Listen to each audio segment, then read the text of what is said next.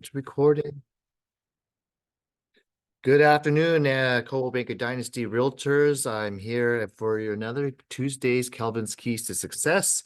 Today we're covering a very important topic. Apologize, I'm running 5 minutes late, but we do have a lot to cover because as we will start seeing in June, as usual, we have CAR updating a lot of their disclosures and forms and preparing us brokers and agents how to prepare for the new normal after the NAR settlement.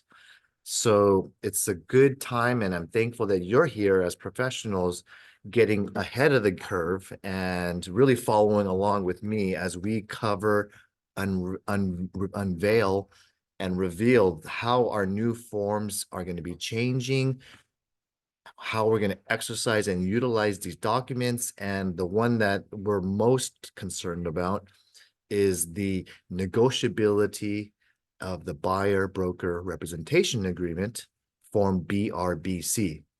So that form is going to be what you call the contract with your buyers.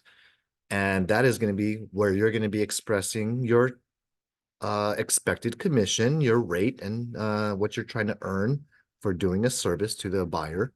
And that is something that the Department of Justice, all of the copycat lawsuits, and that's what we as the NAR body have decided as a settlement to appease those requests of saying that buyers, brokers who provide an offer, the whole situation falls under the category of the buyer never had an opportunity to negotiate their own rate with their own selected agent, buyer's agent, throughout the course of any transaction in years past. So all the buyer's agents never needed a contract with a buyer necessarily because they were reliant upon a listing broker advocating for the buyer's agent and a listing broker advocating to the seller to offer out X amount of commission in the MLS to procure offers and activity for that listing. Does that make sense? I have some of you guys here live, and I have another group of you guys on Zoom. So I have a hybrid today. I want this to be a learning opportunity for all of us, but I just want to give you the premise of everything is that now is the to avoid a monopoly or antitrust situation, what we as realtor practitioners need to learn how to do is now we don't have to rely on someone else negotiating our independent contractor commission rate. Technically speaking, since we are business people, we're operating independently, we should be dictating our own rate. We should be asking our clients what kind of expectation of services and commissions that we're going to provide and earn. And we may also indicate what limited services that we are going to be providing as well. Because some buyers might say, I don't need full representation. I only need you to show me the doors and write the contract on the offer. Or some buyers might say, I need a lot of help. I need to be taught about the neighborhoods. And I want to be guided through the whole process because I'm a first-time home buyer. And I want to understand and have the full protections and all of the fiduciary duties that we give to our clients. The loyalty we give as brokers and agents is basically treating a client like our own family member. Hopefully we like our families, but at the same time, we want to be able to give them the honest truth with integrity, with expertise and specialty knowledge about specific neighborhoods, about school data, where we can find a good home inspection company, where we can go out and check for due diligence materials like with the city or versus the county on permit checks, or the history of certain types of properties that may or may not have defects. They will need additional inspectors. Sometimes you need to get a roof. You might got to get a termite inspection. You might have to do something with a sewer scope to see if an old property has a tree rots, and you might have to go to plumber or electrician. So in these situations, a full agency representation services, that's something that we normally do, and that's why we provide these services as a full service company. But in certain instances, sure, a buyer who says, I already found the property, or I do all my own, I visit all the open houses. I don't need you to show me around everywhere. When I find the right property, I'll let you know. And I just want you to write the agreement up and the contract. And if you're okay with that, you may have the choice, because as independent contractors, we don't have to work with everyone. We had the choice. Is this someone we want to work with? Is this someone that we want to negotiate with and request a higher fee or not? Do we want to stick to our guns and ask for our commission of this is what I am, this is my services, and this is what I do, just like every other doctor or attorney? How many of you have been successful in negotiating a rate with a great attorney or a very desired doctor who's a specialist? Because I'm a specialist, I know what I'm doing in real estate, but I don't know anything about medicine or science or whatnot. So that's why if I want the best, or I want something that I want to work with, someone I want to work with because of A, B, or C reasons, they dictate their rates. And very often I can tell you they don't negotiate their rates. Our whole code of ethics is based upon the legal background of attorneys, of their bar exams, and we have to provide loyalty and fiduciary integrity and agency duties, and we keep things confidential. All of that stuff, we align ourselves with professional industries. Okay, and speaking of that, that's how we get to earn our commissions, right? So now that we got that kind of understood, will there be discount agents out there? Yes.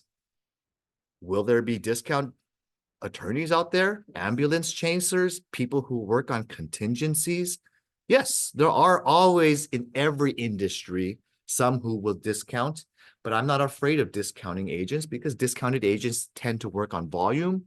They tend to work with limited services, and or they're not that great at what they do, and that's why they have to discount in order to generate some revenue in their pocketbooks, because they're not really good at what they do. Maybe that's what maybe there are some discount brokers that are good. Who knows? Okay. But at the end of the day, I want you to be able to establish what your worth is and validate your value proposition, explain how the whole commissions and how this escrow process works, explain deadlines and contingency periods, going through that contract so they can read it thoroughly, have sufficient time to review it. Here's one good idea for you realtors out there. Most of the time, when the buyer finds a property they love, you write up the offer and you send it to them to e-sign. And a lot of times there's a deadline for the very desirable properties of within a week, 5 days, right? So many buyers have been going through this process without seeing the purchase contract until the day they like the property, and finally the agent says, sign, hurry, we got to get it in. And that's not a great tactic. If you're a good buyer's agent, why not show them the contract and let them read it the day you sign a buyer broker agreement? Say, I want to teach you this entire contract. That's part of my service. So that way, when it comes time to signing an agreement, you're already familiar with the allocation of costs, with the purchase price, the deposit, what the liquidated damage clause and arbitration clause means. And I want to give you sufficient time to review this contract, so you have sufficient time to ask me questions and I can respond back accordingly with the concerns that you have on this purchase contract that 90% of the transactions fall under in residential 1 to 4 sales. So why not get familiarized now? Because you said you're a motivated buyer. You want to buy in the next 1 to 3 months. We're going to start shopping. We're going to sign a buyer broker agreement. And part of this is my services. I'm going to educate you with my experience this whole every step of the way. All right. So now, if you want to follow along with me at home, great. You can go onto the CAR website, which I'm going to pull up for you right now. And there's going to be an area here where you can search for the new June 2024 forms releases. It's under transactions, standard forms, summary of form release charts, and prior to every June and every December, they will release for us agents and brokers what to expect for the upcoming changes. Okay, so when you go to the summary of forms release, and here's all the past ones from the beginning of time of when we started really doing this at the card level. But I'm not going to cover the old stuff. We're here to cover the new ones. So let me go back and get to the June 2024. And let's talk first about the stuff that's most triggering and upsetting our stomachs right now. And that's all the forms related to the NAR settlement. This is not for public view because they still can revise this within the next month. So this is the first draft. So you'll notice that these are called draft 1 and draft 2. So I'm going to go down and open up and start sharing how we're going to complete these forms. Unfortunately, since they're not fully released yet, I don't have the ability to edit it in. So I'm going to verbalize how we should be filling these out. Does that make sense? Yes. All right. Those of you on Zoom, can you guys see my ABCD form? Yes. All right. Thank you. I pulled it up nice and big so we can read through with this. This form, the ABCD, is kind of a very strategic way for buyer brokers who want to have transparency in. We all know that in May of 2020, they already did what's called publish the commissions transparently to the public. So if you go to any website like Zillow, Redfin, Realtor.com, the commission being offered in the MLS is visible by the buyers. Okay, that was a change from a similar lawsuit, but it all at the end of the day, that case was just basically saying buyers should be able to see what is being exchanged for the services being rendered for the buyer representation. So they made it public to everyone to see that we're earning 2, 3, 4, 5, whatever, 10%. In this situation here, this ABCD form is basically to let the buyer be aware whether or not any compensation is being paid by the seller directly or indirectly, because the seller doesn't pay the buyer's broker. Do you guys know how it works in escrow? From the beginning of when I've been practicing since 2005, the seller is paying a lump sum to the buyer's broker, which is maybe, let's just say, 5% of the sales price. The buyer's broker technically comes into a written agreement with a cooperating broker like myself via the MLS, and the buyer's broker is actually technically paying my company firm, Coldwell Banker Dynasty, whatever they publish in the MLS if we successfully come to a closing of escrow. And then as a broker, we receive that compensation from ABC Realty down the street. And we are then, I distribute that commission based upon our independent contractor splits. And that is how you're earning your commission and reporting the taxes of what you receive and earn. Now, for any specified property, when we want to use the ABCD form, you wished and want to show this to your clients. If you're a buyer's agent, every day you do a showing of activity, or you're starting to engage in XYZ properties with a buyer. Normally what we were doing is we send, I don't know, a list of 10, 20, 30 different properties to a buyer based upon their search constraints and their budget. They're going to say, hey, I like 3, 4, and 5 properties. And then we're going to go, okay, great, let's go schedule a tour. Okay. Now, when we do that, what we want to do is acknowledge and have a buyer signature. And it doesn't have to be e-signing. You can just bring it with you and say, hey, buyer, we're filling out property 1 here. We're going to see number 2 next, number 3 right after that, and then lastly, we're going to finish at number 4. These are the date that I'm showing it to you. And in the MLS as of today, it's publishing, this one's publishing 3%, this one's publishing 2% compensation, this one's publishing 1%, and number 4 is publishing 0%. And then what's the source? It's usually the seller's broker who's publishing in the MLS. Sometimes a seller, maybe they came across a FSBO where the seller is a source. We don't know. But most of the time, if you're looking at the MLS, that's the seller's broker. All right. So that's how you fill it out. And if there's other, you can fill out the checkbox and say it's other. Okay. What's the situation of another? Okay. Maybe it's an off-market listing. What's the source? Maybe it's someone just handed it to you like KB Homes. They don't maybe list their properties. And I go to a registration desk and the agent at the desk says, hey, would you like to buy one of our properties? If you introduce it to your buyer, we offer 3% referral fee. So that's a source from TrueMark or KB Homes or wherever it is.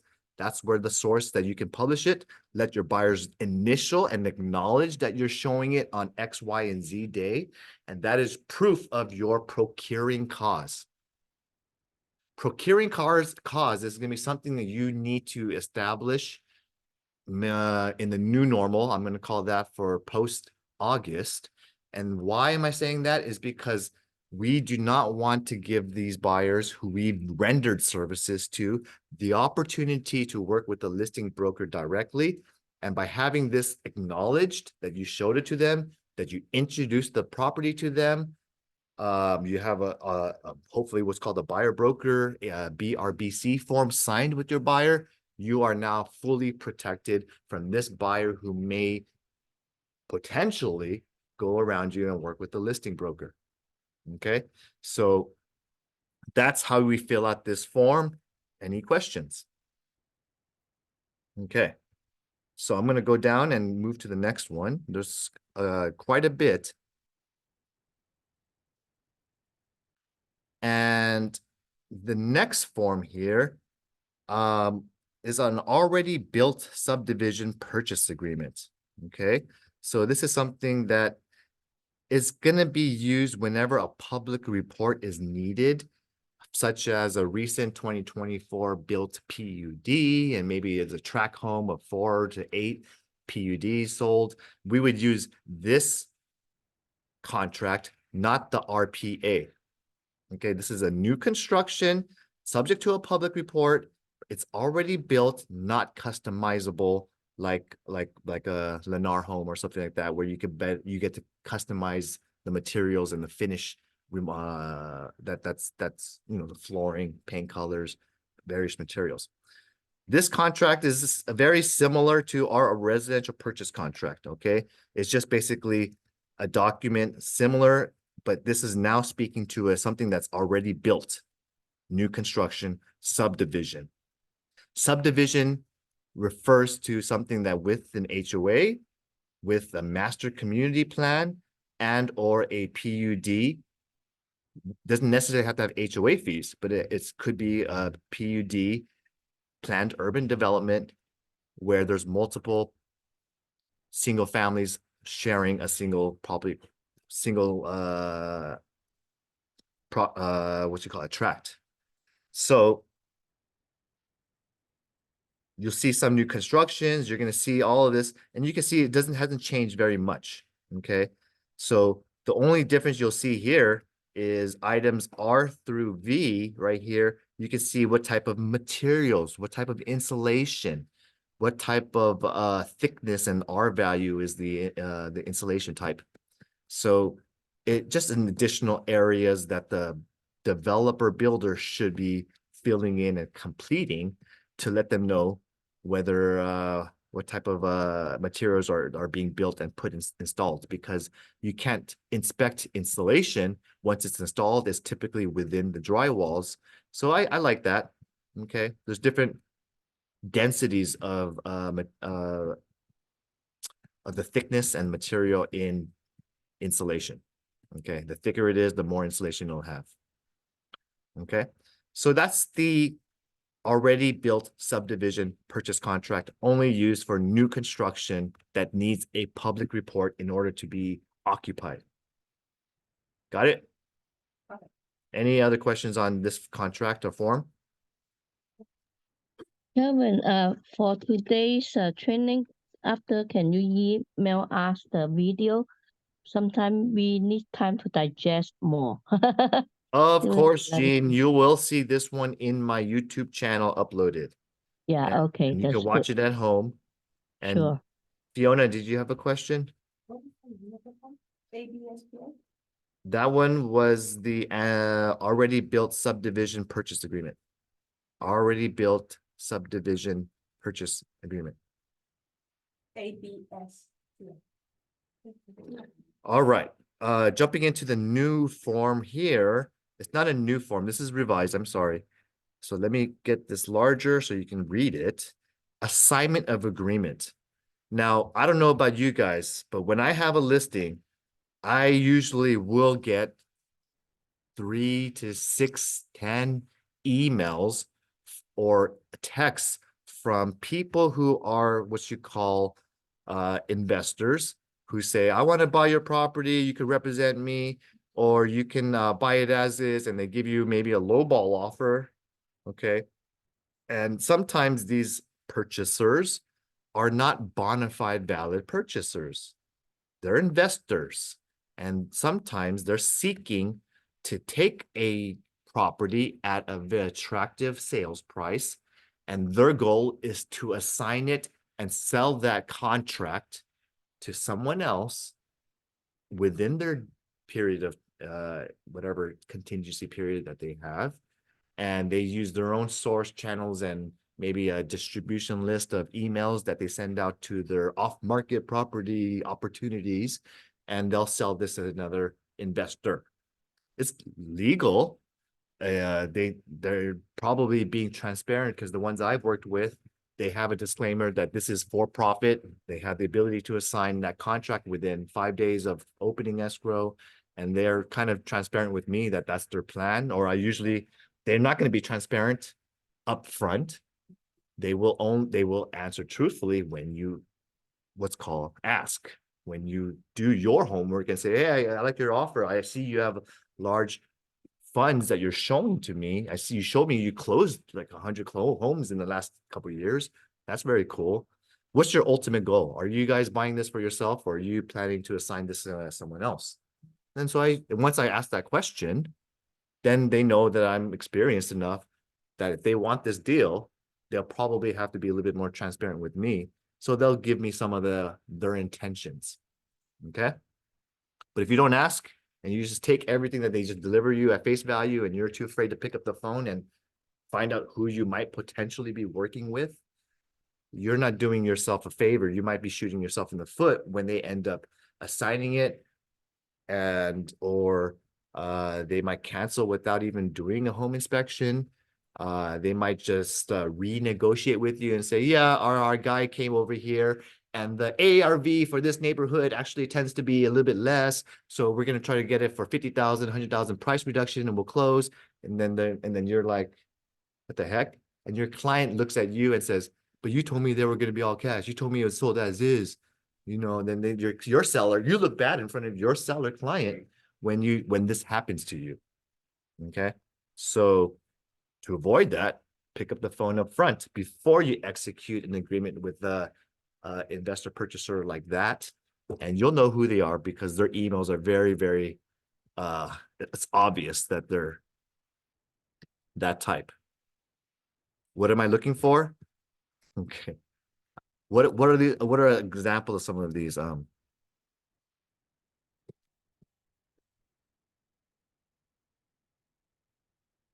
mean, I have emails in, I don't know, do you guys see my emails? Okay. Yes. Um, I get at least 10 texts a day when I have a new listing from investors. And the lowball offers come in about 200,000 to 300,000 below asking price. Last time I had that Kelvin. I have to put in the listing that all buyers has to get it reviewed before final acceptance. Well, I don't know. Here's one. You know, they came in, they didn't write much. They just say, see our cash offer, my clients are investors. They might show 5 million line of credit, and they might show you some list of sales. There's so many different ones.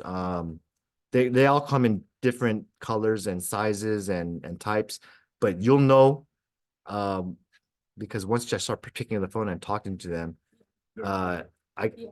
you know, you can tell, oh, what's the ARV?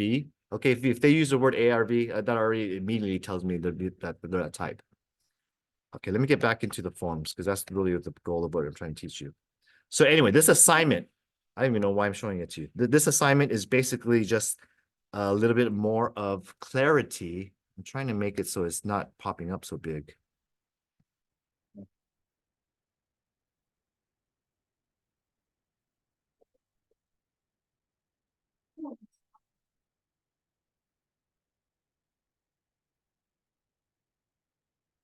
So the only change to this form is right here, 3A or 3B. That was why I wanted to talk to you about it. Because if you read right here in 3A and 3B, it just says consideration. Buyer has not received any monetary consideration from assigning this contract. Or B, this should be filled out if the buyer will be receiving consideration from assigning this to X amount and how much. Okay, so there is the investor types that I'm talking to you about, typically they'll sell a contract for 25,000, and that's enough for them profit to not close the escrow, send and deliver this contract to another investor, replace it with ABC LLC, and they will close the escrow, take that contract that probably is an attractive price, and they'll just basically take that fee from their investor, and they should be declaring what consideration they're receiving, 10,000, 20,000, 50,000, who knows. But another type of assignment that's very normal is just adding a spouse or adding a family member as a co-borrower. That's a normal where maybe no consideration is being offered for that assignment. Okay, so now we learned that part. Let's go to the next form. The AVID has changed just some little differences. I know it's not great to see in this format. I don't know. Let me see if I can improve the way it looks.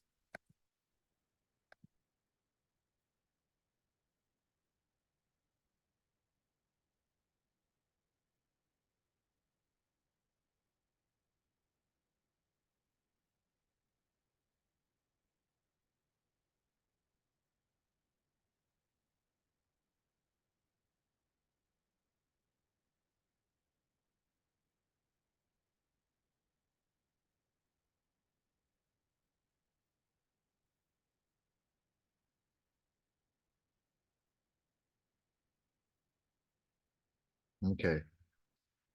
I don't know. This thing just hovers up and is really annoying. I know. So the AVID, a couple of the red changes you'll see here, they just added a bedroom and additional bathroom. And they put the inspection date and time right here. Okay. So that's really all that you need to see. It's nothing crazy or rocket science changes. So no major changes to this AVID. It's pretty straightforward. Okay. So let's go to the next form. And I think this is going to be the broker compensation advisory. All right. So now we're getting into another new form.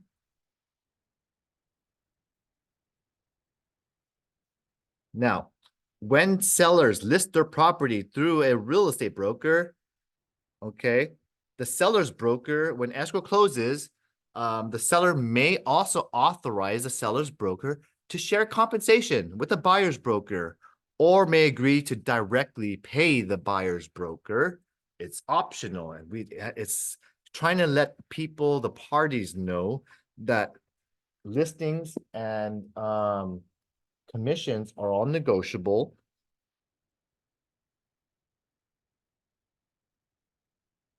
And it's also letting people know that the buyer's broker's fee is also negotiable, which is something that you as practitioners need to be well versed explaining how the compensation may or may not work out.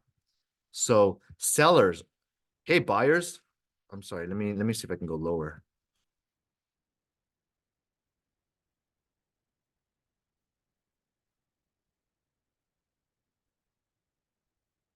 Okay. So it's letting listing agreement compensation is negotiable. When a seller enters a listing with agreement with a contract with a broker, seller authorizes the broker to find a buyer, to show it, to negotiate, and to pay the seller's broker if a buyer is found who purchased the property. Compensation amounts are not fixed by law. Okay, they are negotiable between the seller and the seller's broker. So it's just giving common sense. Yes. Now, if the seller approves, a listing agreement may authorize a seller's broker to share part of that broker's compensation with a broker who represents the buyer. Okay.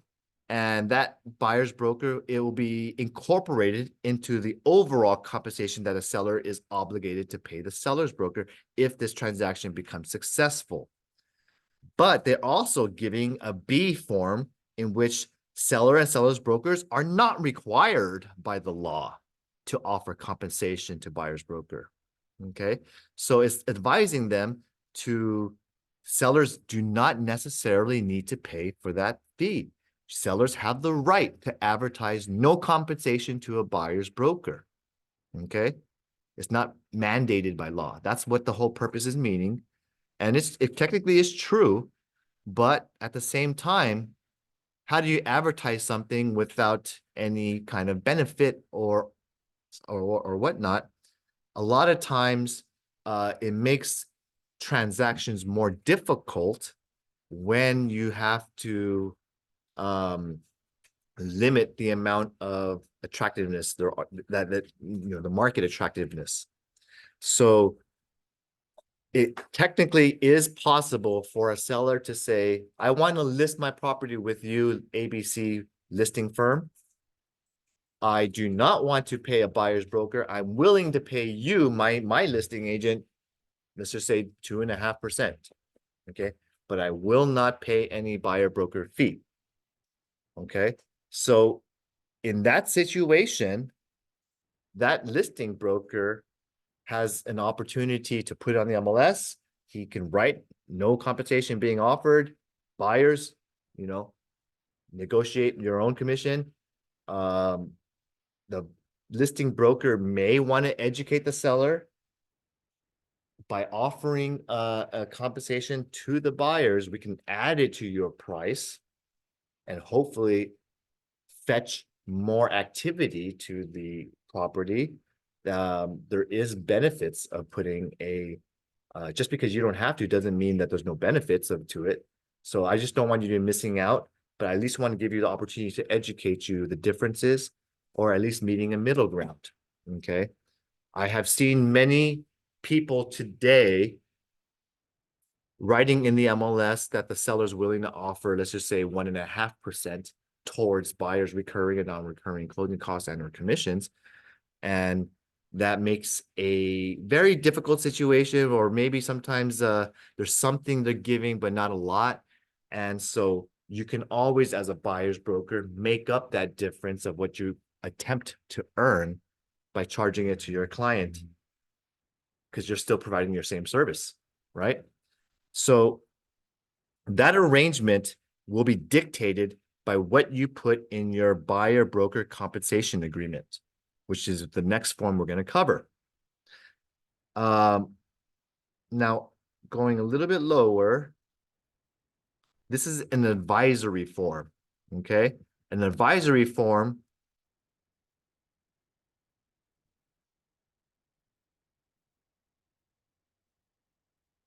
I wish I could move this better.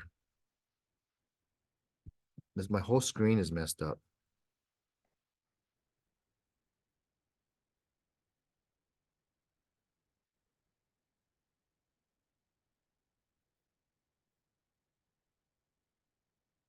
Methods for a buyer broker to obtain compensation. Okay. A, the buyer pays the compensation through their buyer representation agreement, which we're going to cover next. That's going to come as a closing cost.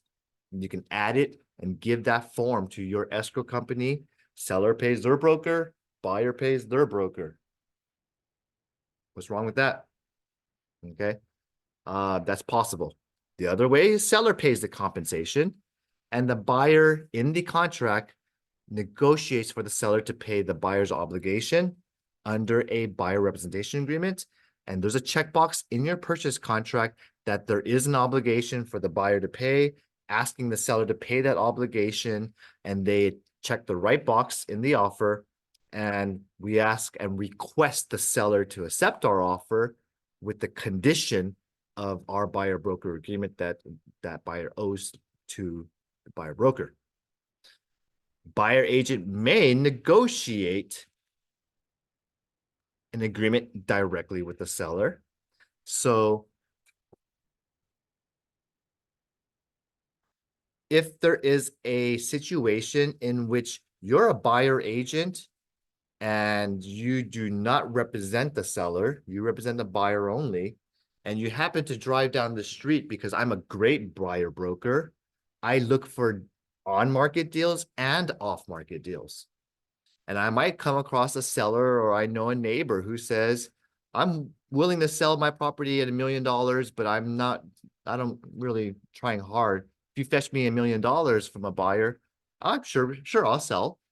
And then I get the parties, I get a single party compensation agreement form signed with that seller saying, I'm not representing you, or you could represent them, up to you, but you can negotiate with an off-market for sale by owner, or just some relative you may know, and you're representing the buyer only.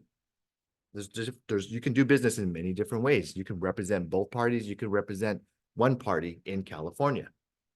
So in that discussion of if I procure a buyer for you, you could ask for a commission from the paid by the seller to be included, or you can make it and bifurcate and split up that payment to be shared by both parties. All it is doing is allowing more negotiation to be involved aside from the negotiation of the terms of the price of the contract, the days of the contingencies, and the allocation of costs. Okay. So all that means is it teaches and educates a buyer or seller, whoever's signing this form that you're presenting it to, the methods and the way compensation shall be treated and educated, and allows them to read it so that they can ask questions to you, and then you can educate your client or whoever's talking to you that question. You can educate them how you want to work for your services and your situation, because every transaction is different. Okay. Sometimes I can do a property, I can do a deal and selling, for example, a brand new home that's very, very beautiful. It sells itself. Okay. And maybe they're only offering X amount of commission, and I'm okay with that because the work that I have to do for a brand new home is not as much as a 1930s old 100-year-old property, right? There's a lot more risks with a 100-year-old property. There's a lot more due diligence and investigations. There's probably going to require a lot more investigations and a lot more time for me to go out to that area. I mean, time, energy, gas, and the amount of scope of work need to be factored for you and your client, because just because you say you work for one client at 2% and another client for 3%, is that discrimination on the client? Not necessarily. It could be it's actually just me calculating that the 2% person is within my territory and the 3% person is Riverside. And if I have to show properties all the way to Riverside and drive an hour every single time I want to go out with you, I have to charge more to compensate for my gas and energy and the time involved of driving an hour just to drive there and an hour drive back. So like I said, an independent contractor has to factor my services, my energy, time, gas, and that's going to help you fight for your commission. Time, energy, gas. Time, energy, gas, and scope of work. Okay, what do I mean by scope of work? A 1920s, 1930s home, they probably got to check the roof. They got to check the foundation. They got to check the plumbing. Maybe they're gonna, and maybe I have to come down 5 different times versus a new home. I probably only have to come out 1 or 2 times. So scope of work and risks are should be calculated by you as the agent on the amount of what you're limiting or full servicing to your client. Make sense? Okay. Next form, any questions on this one? It's an advisory only form, not a contract. This is a contract. No. This is a buyer financial and personal information form. Okay, we're going to get to that one, right? I think it's the next one after this. So this calls and identifies the party, the buyer. One piece of advice when you identify a buyer, make sure you identify all parties. Okay. And what do I mean by that? When I'm about to sign a buyer broker agreement and pretend, Fiona, you're my buyer that you're looking to buy in the next 6 months.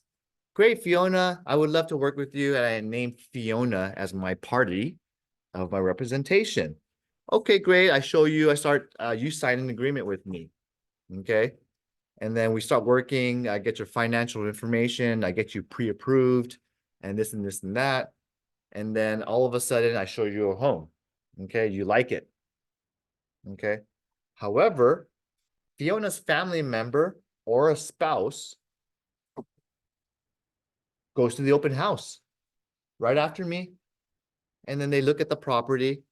And then the spouse signs a contract with the listing broker. Okay.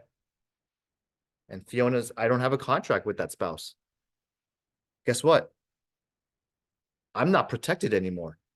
I'm only protecting by Fiona, technically speaking, and her family member or relative or spouse just signed a contract and tied it up. And now I'm still, even I did all I could. I have a BRPC. I have procuring costs with Fiona, but Fiona never bought the property. Her spouse or family member bought it. Doesn't that suck? Yep. So identify all of your parties and decision makers and have an interview with your clients. And here's where you got to learn about their financial and personal information here. Okay. So, hey, we're entering into this buyer representation agreement as of May 15th, 2024. Here's a little bit about what you have available for down payment or for deposit, like 20% down, or I have enough in my bank account for 100K. What is my source? Okay, I have it in my bank account. I have it in my retirement. My client right now has a bunch of money in her retirement, and I used that as my proof of funds when we got acceptance on the offer. Turns out they're not taking anything from the retirement account because they get dinged. So they're going to instead choose and elect to have gift funds from a family member relative. I'm okay with it because it's still fine. It's just people will always change things up on you. Okay. So gift funds, they have where the sourcing with the lender information, and your client is going to ask you, why are you asking such sensitive information? Why are you doing this? Well, my answer would be you're dealing with a professional. If you want me to represent you to the fullest and be able to fight for you and get you accepted into a contract, I need to know the realm of what I can work with when we write these offers and how strong you are in the financials. Being able to get DU approval is my recommendation. When you use your lender, get yourself DU approved. So that way, a DU approval means the person and their income is already qualified and approved. The only thing the lender has to do is to approve and appraise the property. Okay, that's why you want to use a DU approval. I can write a loan contingency removal in 10, 12 days then, because I just need to get the appraisal completed, basically. So if you want to make yourself strong in front of a seller and a listing broker. Get this checkbox right here, fully underwritten pre-approval, where the family, whoever the couple, their income has already been provided, allocated, their credit's already been run, and their income sourced. So that's the strongest way to be able to remove your contingencies before the 17-day or 21-day contingency period that's pre-built in and default. Other financial information, that's nice to know if they're exchanging a property or that they're expecting an inheritance, which is one of our clients right now. They're getting an inheritance and they just need the court to sign a document to approve of it, and then boom, they can sell the property.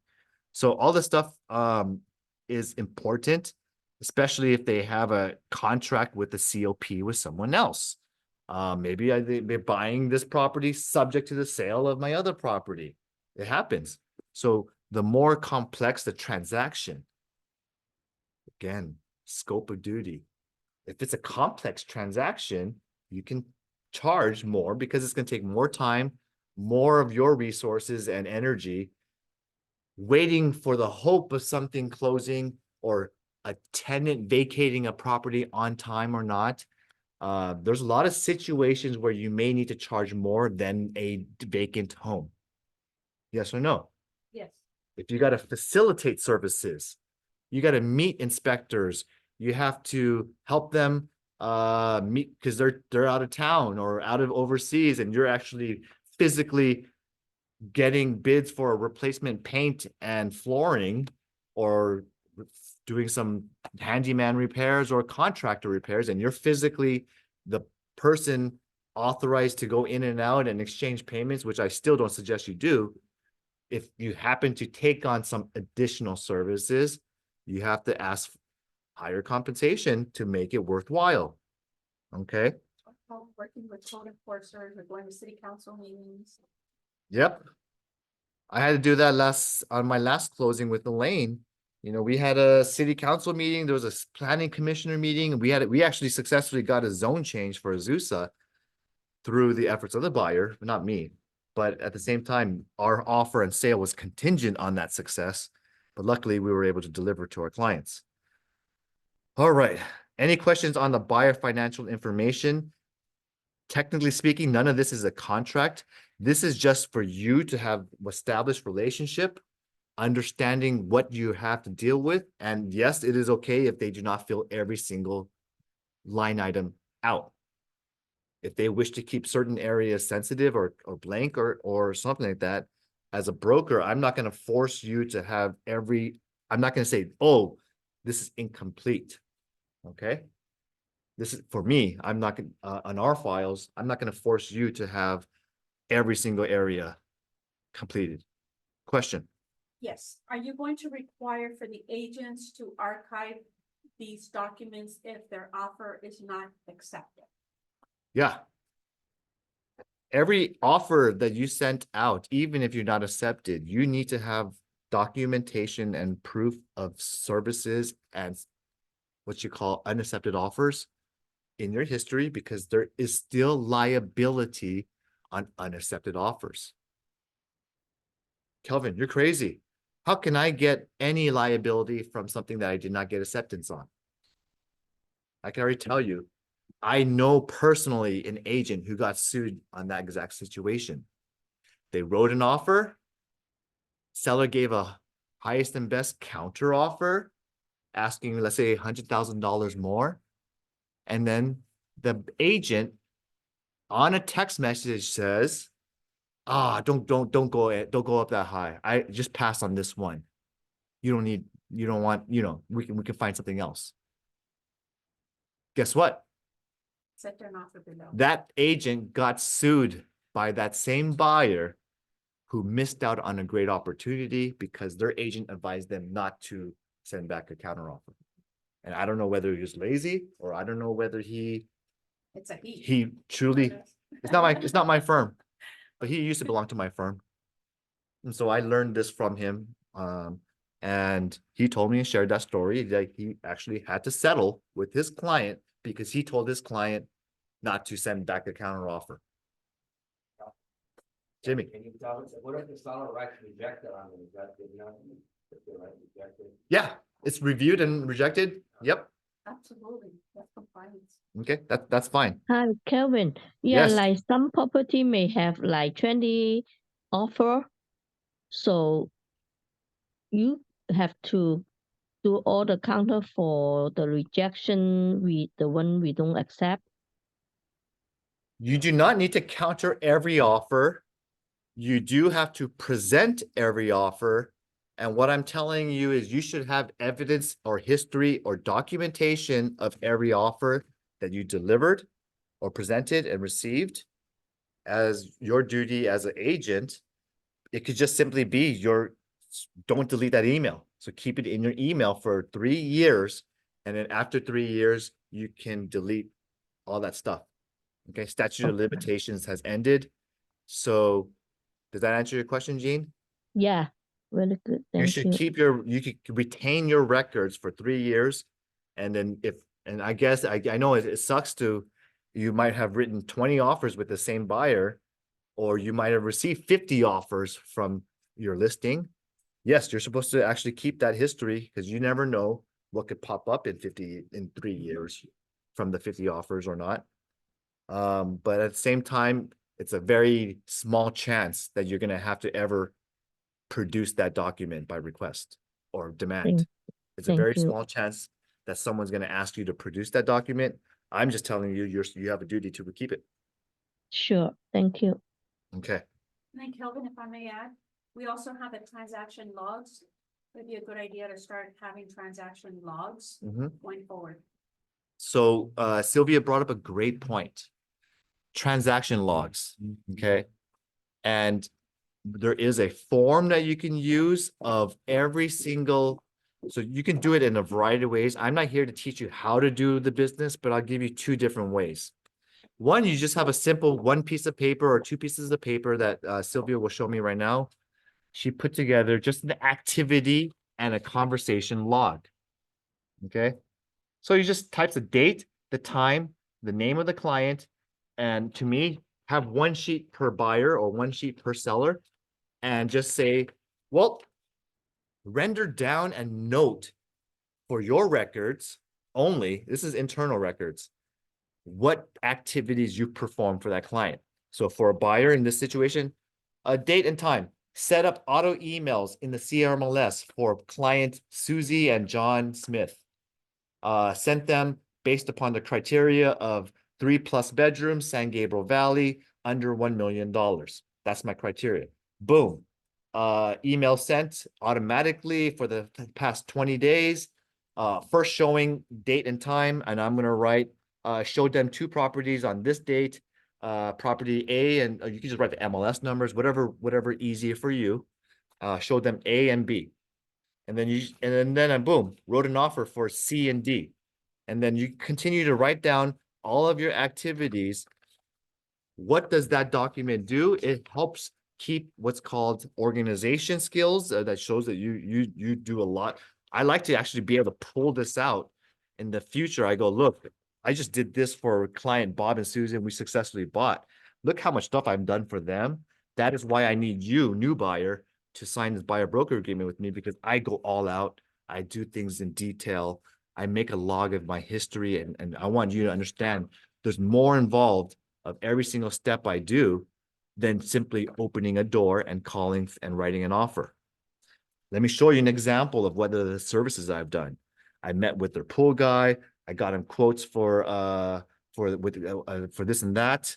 I went to the city with them and accompanied them to get pull the permits and the history. And then I did the home inspection. That took me 4 hours with them. I went and visited during the HOA, and we had some questions regarding the minutes.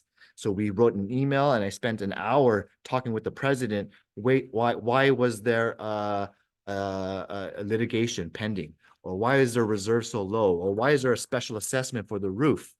So these activities that I do, you want me behind your back defending you, because I'm going to ask these questions to the HOA. I'm going to help you inquire when your lender says, why is this HO6 or why is this master policy insufficient coverage? And now we're gonna have to fill in the blanks with additional HO6 insurance coverage for that HOA condo. And if you have no idea what I mean, that's all stuff that I had to deal with in the last 3 months on some of my transactions. So it's fresh in my mind what I've been doing for my buyers. And I'm telling you, we go on above and beyond. This whole sheet, you might have 5 pages for just one client. Okay. The second way you should do it, if you don't want to follow the sheet, that's fine too. Have one journal. And you just have your calendar books that they give you from the title agencies or whatnot. That's a great journal or a big calendar where you just daily write in tracking all of the activities you do as an independent contractor. Because IRS says realtors who materially participate in their business more than 250 hours do have the ability to use what's that word I'm using for in tax and IRS accounting? Anyway, we're licensees that materially participate X amount of hours in our business to be able to fully deduct all the expenses of our business. Okay. And by having proof of that on your journal, not only do you get to have proof of your activities, you can use that same journal to document where you visited and how many miles you've driven, what are your expenses for your business expenses, and track it all as a business journal. So that way, when your CPA says, how much have you driven or how many miles are we going to deduct, you can extrapolate from that information, whether you want to use the 90-day method of extrapolation or you want to do, anyway, I'm not here to teach you the accounting, but their accountant can teach you that. I like to add a little bit to that, Kelvin. So for each transaction, I go and buy one of those thin collegiate little notebooks. I go to the Wemark, pay $1 for it, and I keep it in the file. So every time I communicate with a client, I just note it there, put it in the file, and put it to the side. Good practice. Again, because many of us are dealing with 3-5 different clients at the same time. So organization is going to be your key to be able to service so many people. Okay. So the better system you have in your practice, the better you're going to be able to serve others, keep their names apart and separated. I've done it accidentally. I called that client the wrong name sometimes because it happens and it's embarrassing, right? So save yourself the embarrassment. Okay. Any other questions? I'll move on to the next one. Okay, the buyer homeowner advisory is here. The only change here is to let you know that beginning of January 2025, buildings, multifamilies of 3 units plus will be required to have safety inspections for the balconies and stairways and other structural things related to safety, walkways as well, ADA compliance. So these safety inspections will be required of any triplex and up. So they added that form into the buyer homeowner association advisory. Okay, that's the only change here for you guys to understand that's major. So buyer homeowner insurance advisory, because of the insurance market being so terrible in California, now we have a whole form saying this is required of the buyer to conduct due diligence of the insurability of and the satisfaction of obtaining a suitable quote and estimate for fire insurance, property insurance, hazards during the defaulted 17-day contingency due diligence period. And if you shorten your due diligence to 3 days or waive your insurance, waive your contingency period on the inspection, you are putting yourself at risk because these quotes are taking quite a bit of time. And if your backup plan, or let's just say there's claims against that property already, if there's 2 water claims in the last 5 years, you will discover and find out too late, you'll find out that it's non-insurable. So the only option your buyer is going to have, because you've already removed it in 3 days or less, is you have to go with the California Fair Plan, which is going to rip off that customer. And the California Fair Plan doesn't even give great coverage. It's really just fire and replacement cost only, does not add liability, general liability. So that coverage is not that great. It doesn't cover theft or damage. So I've read the California Fair Plan, and I'd much rather have a normal fire insurance policy with a decent carrier and not what you called with an admitted carrier, not a non-admitted carrier. Any questions on insurance? Oh, Yes. not about, suppose you're doing open house and a buyer came in Good question. who wants to make an offer. Yeah. And can you sign him to have a contact with you? Can you have both buyer and seller? You're the listing agent. So Manny asked an amazing question. If I'm a listing broker and I'm doing open house, the MLS technically is going to be mandating, requiring buyer brokers to have a buyer broker agreement before they can access and use a super key. Okay? Because of that fact, absolutely you as a listing broker can appease the MLS and use that as an excuse reason for you to be procuring costs to show that home to that buyer during a public open house. So what you should do as a great listing broker is called Be Prepared. You'll have several BRBC forms in your back pocket or in your folder or near right next to your booth where you say welcome and greet them. The seller and the MLS requires that we have a buyer broker agreement. But tell you what, buyer, I'm not a pushy guy or this and this. I'll only write it in for this specific property is one way you can do it. And you just write in a one location, property ABC, Temple City. Okay. You do not necessarily have to commit them to a whole 1 year contract with you. You could, if you choose to use that methodology of, I call it unintentional deceit. Okay. But it's up to you how you practice. But yes. Could be written just for that property. Huh? It could be, you can just write it just for that property. You could write a buyer broker agreement for a single property. You could write it for a single county, for a price range, for a type, and you can also write it in for a range of just by day, just 1 day only. Only the 5 homes that we show today. And I can do it every month. I go take them to tour homes. Every month I'll sign in one brand new buyer broker agreement for this 5 set of homes. And then I'll do another one for the next 5 set of homes. Absolutely. That's one way you can not commit them so long or remove the fear of the buyer because it's only listing out specific ABC properties that you already are planning to work with them on and they requested you to. Sure. Next question is, yeah, Sylvia. Comment. So what's gonna happen is there's gonna be a form, Kevin's talking about, but there's also gonna be a form for being unrepresented. So that's in the works. I don't know if that's in here yet. So that form is coming, A, you fill out the form that you are represented, or B, a form that you're not represented.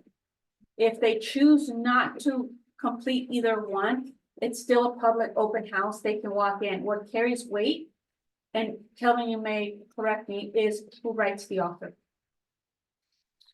Procuring cause, the strongest weight goes to who writes the offer. But that's one procuring cause. There's 21 procuring cause elements. And so if you have 20 of the procuring cause elements and they have one, which is they wrote the offer, you still could be awarded a win in a situation of a dispute over procuring cause. Yes.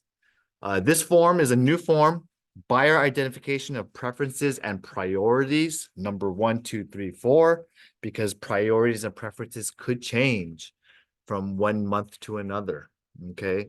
Or sometimes you're dealing with females and their emotions change. Sometimes like males too, where maybe someday they want to have a pool, and then sometimes this in the summertime they want to have a pool, and then wintertime they go, oh, I don't want look at the electrical bill, I don't want to have a pool. Anyway, they can specify and help. This is helping you what's called interview your client and ask the simple questions. And instead of asking it, you can have them fill it out. It's just a tool at your disposal that you could, this is not a required form. It's just understanding your client's needs. And I think it's respectful when a professional asks me to write down my concerns, needs, my constraints, my preferences. That means someone wants to learn more about me and understand where I'm from and what I want. So if I take the time and liberty to write and fill this out, you should take the liberty to review it and find suitable matching properties for buyers. That's allows us also evidence that, hey, they told me they were looking at only 500,000 to 1 million. And this is a protection, the event that they tried to accuse me of not showing them this property at 1.1 million because it was outside their range. Okay, so that's why I didn't introduce it. I didn't know it was in your range. We should have updated this priority list.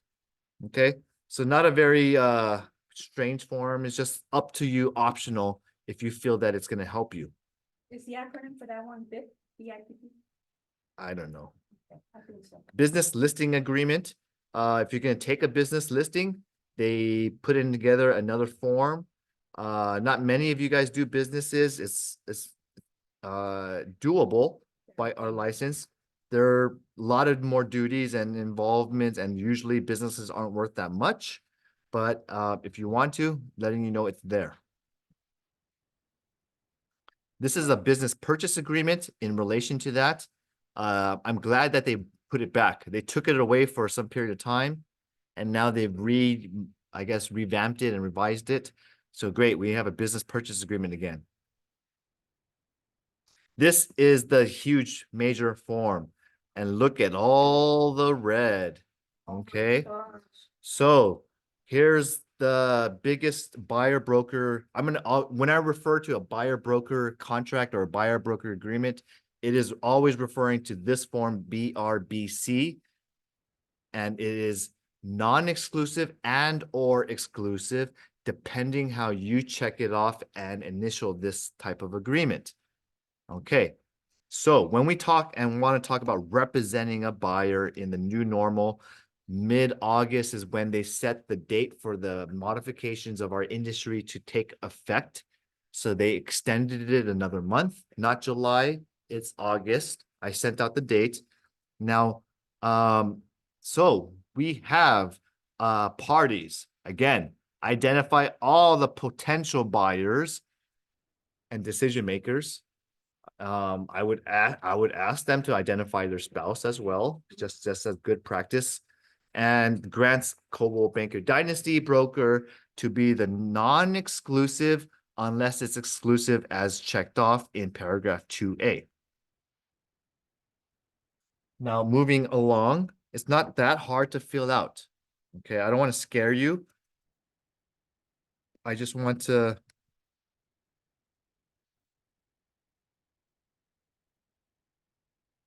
get this familiar with you, because the more times that we revisit this, the more comfortable we get in using it.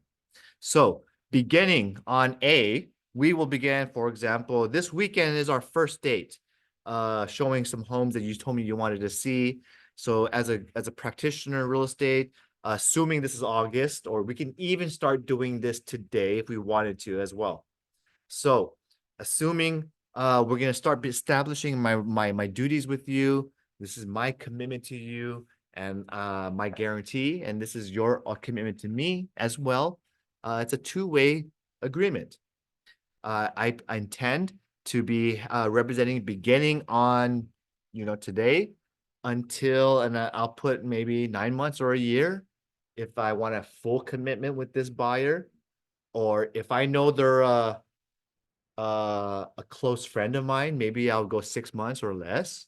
Because I'm not gonna commit someone for a year if I'm already have a relationship with them. If it's a referral to me, maybe I might go 3 to 6 months. You decide what kind of covered period you want.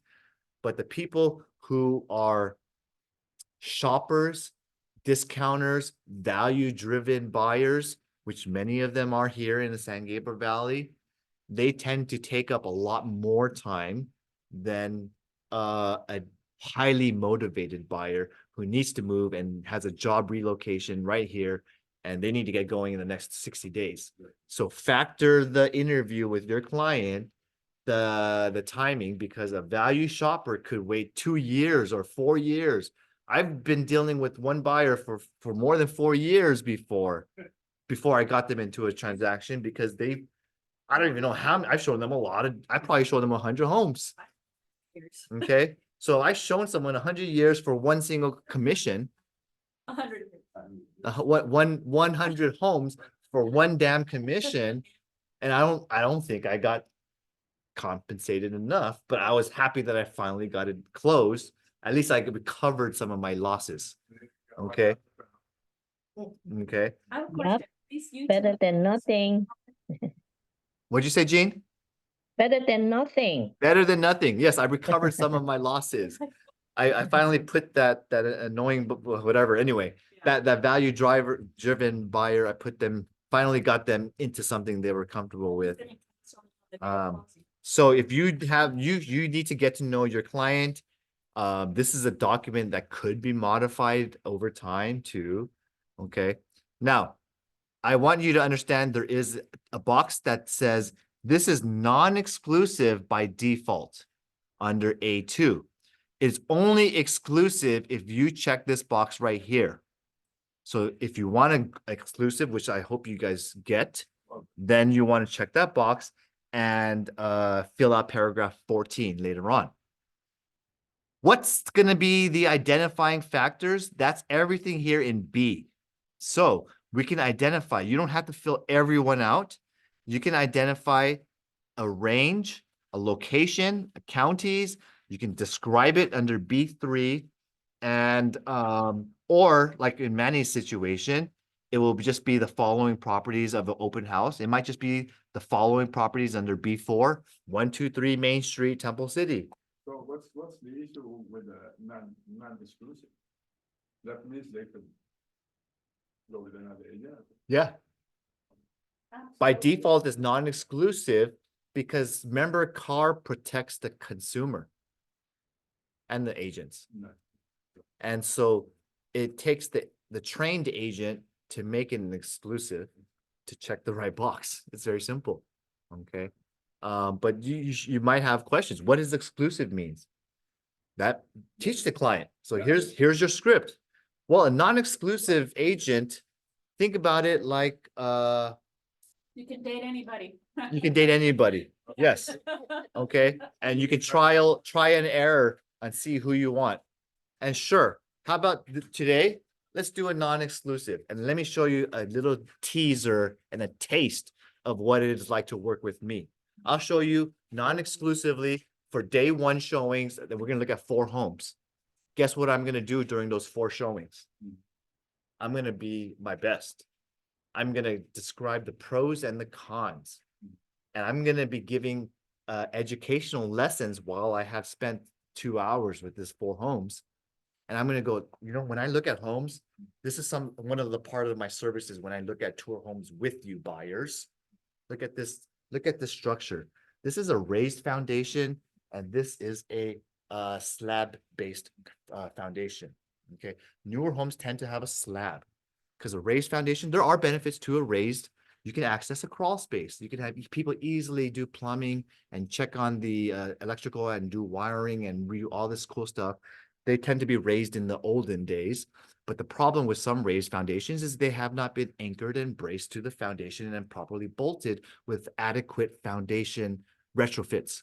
So that's something we should be inspecting while we in mid-escrow purchasing this property and doing investigation due diligence with a home inspector. When we also look at the structure, I always look at the roof.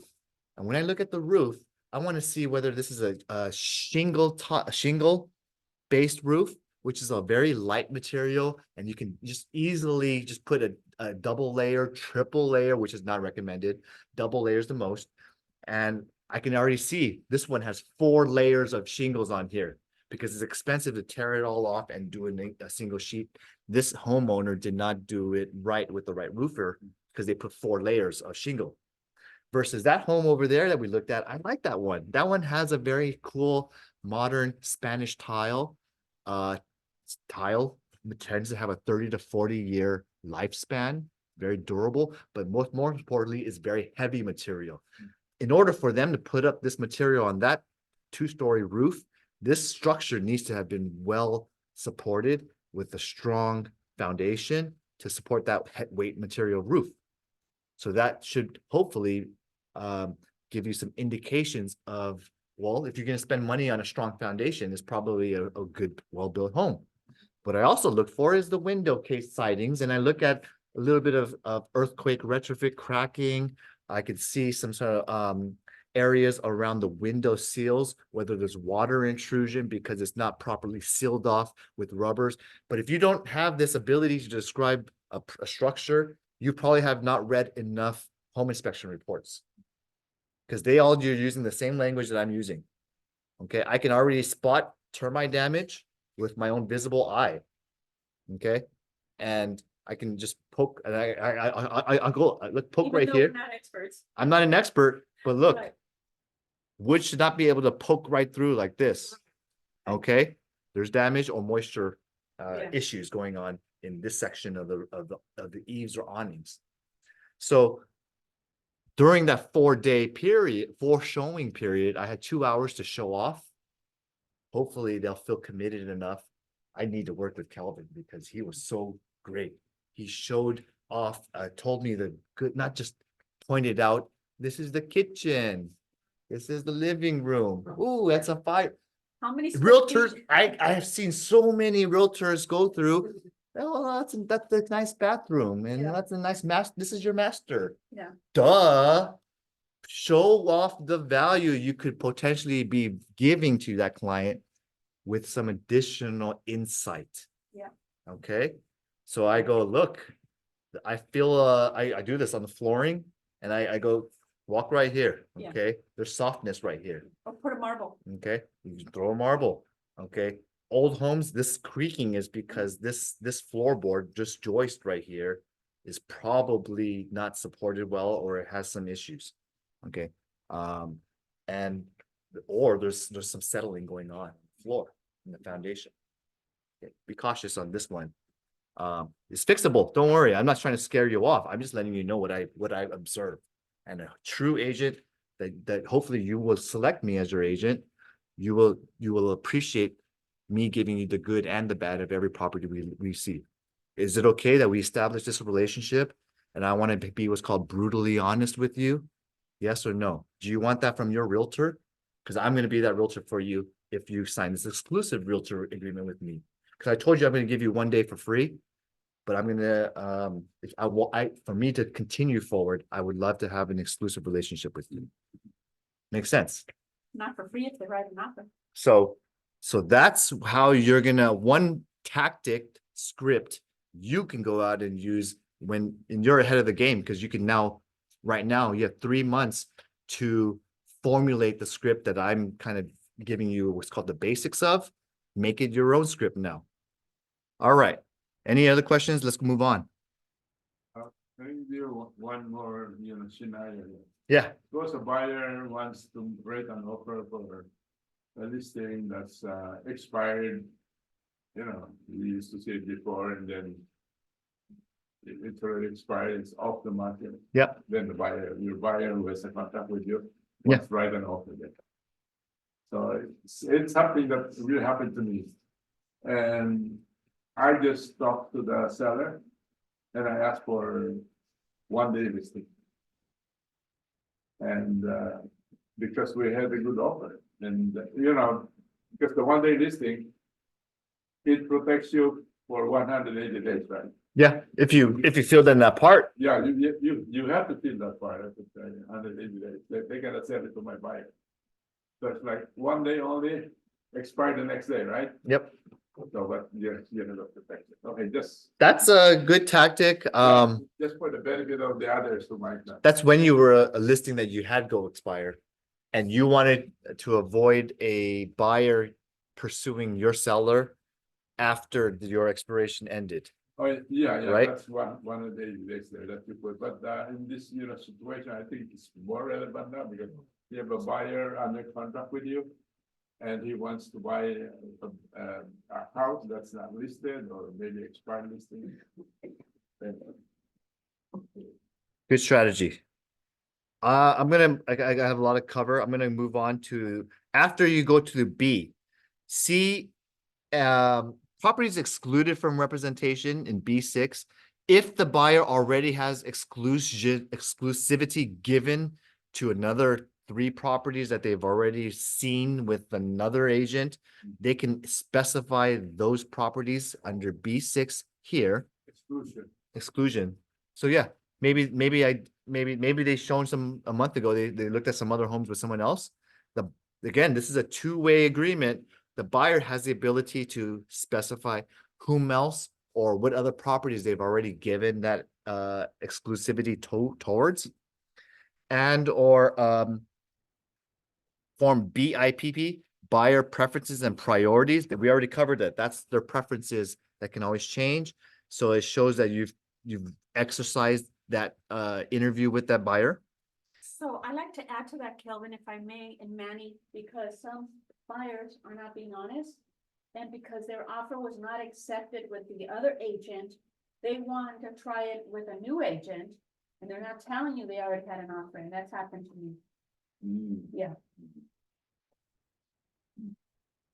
Well, the listing agent should be able to vet that out and find out who, if that name matches, but if it's a common name, it might go through, okay? At the end of the day, I'm not here to teach the other brokers that didn't get it through, okay? We're as good as what we document. Okay, so number D1 is where everything is gonna be the most sensitivity from the buyers. That's where you're gonna be describing the amount of compensation you anticipate to earn. And it does not have to be a percent. It could be $1 flat fee. It could be, yeah, I do it for $15,000 flat, no matter $1 million or a $200,000 home. I expect to earn 15. But typically I would probably say, percentage is still customary. It shouldn't throw anyone else any surprises. They already know agents for a regular sale probably are earning 2 to 3% on every sale.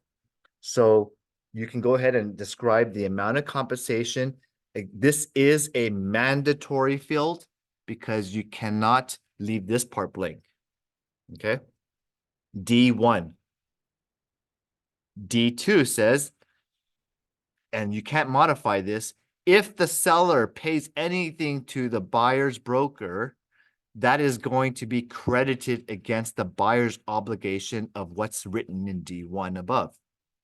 So if you asked for 2.5, they signed it, and the seller gives you 2% in the cooperation, you can charge the other 0.5% to the buyer at the close of escrow, provide that this form to the escrow officer as your commission with the buyer.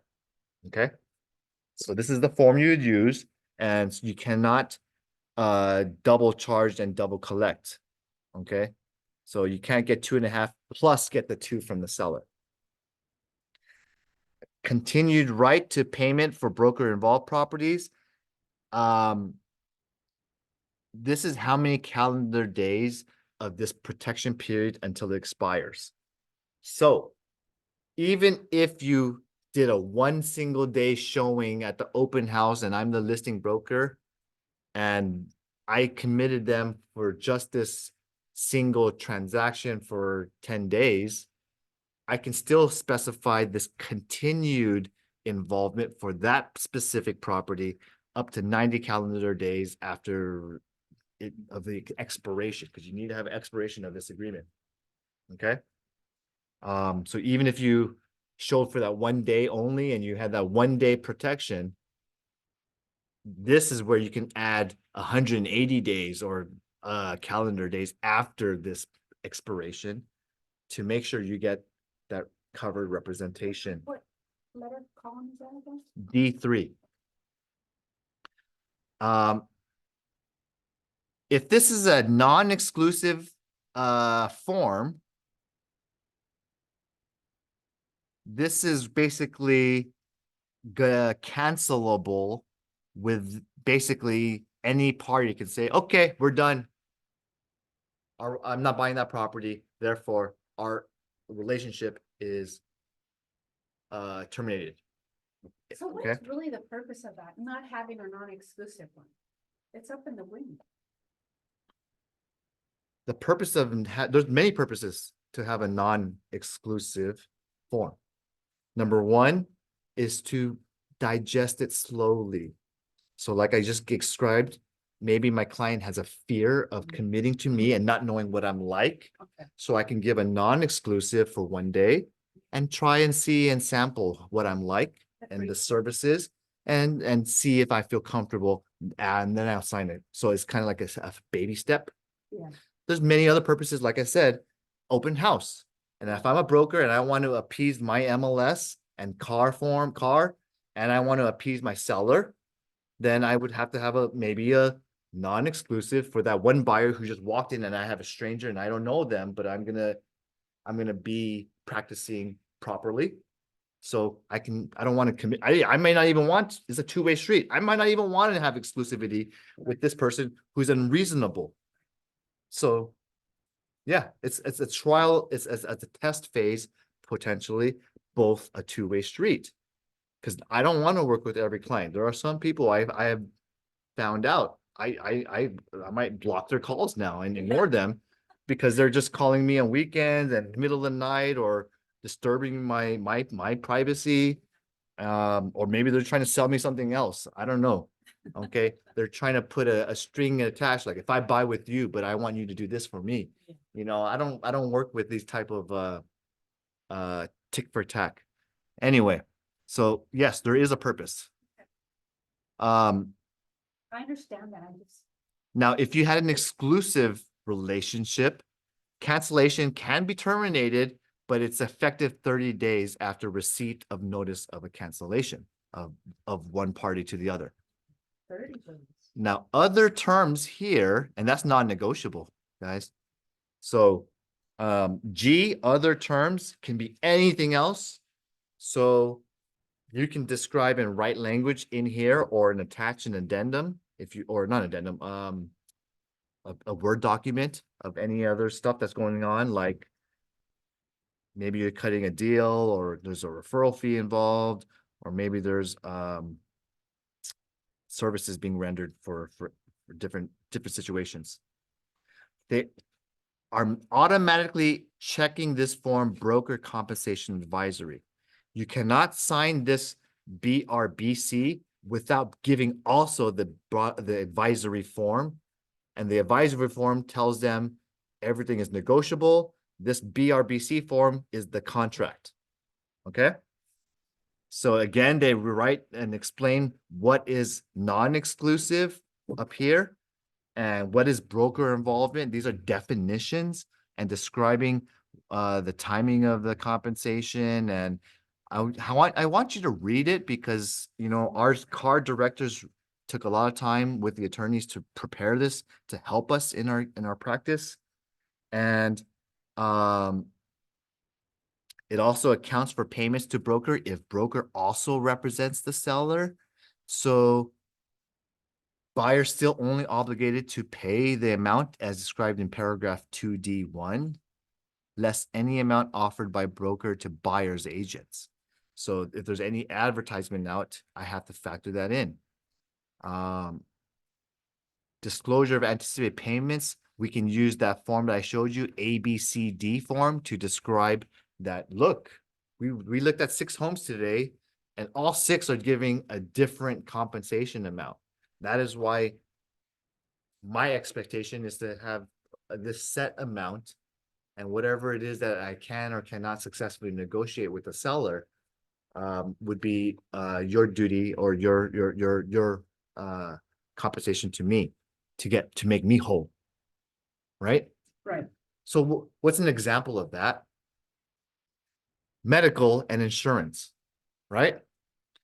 The office will collect a office visit fee, copay from you, the patient, right? And they will attempt to collect the remaining amount to your selected insurance provider. And in the event, sometimes like the insurance might deny a claim, they have the ability to go get the remaining amount of the services they already rendered from you, the patient. If for example, maybe the medical insurance company denies that whatever procedure, maybe they say, oh, that's actually just artificial, superficial, it's not safety, health related. This is more of your cosmetic surgery, or this is more a request, not necessarily a need. Okay. So that's one way to think about it. Talks to you about what an agency relationship is and how to cancel it. Either the broker or buyer has the right to cancel by giving written notice. And if it's exclusive, it's 30 days notice. And if it's not an exclusive, it just it's pretty much immediate. Okay. Any questions about filling out this form? Because the rest is just really describing what's good faith. Suppose that the buyer wants to cancel the contract. Can you say no? If the buyer, Because you have already shown a lot of, homes. Okay. But the cancel is already. So I'm assuming you mean under a exclusive. Okay. So cancellation of this buyer representation agreement says either buyer or broker may cancel this agreement by giving written notice, but broker shall still be entitled to compensation if during the period of time that we described, for example, 6 months or 9 months, they procure and purchase anything under the protected description of properties, whether I said like Los Angeles County property or any property under 500 to 1 million, if they actually fulfill and complete something that meets that definition of what we labeled in that type, then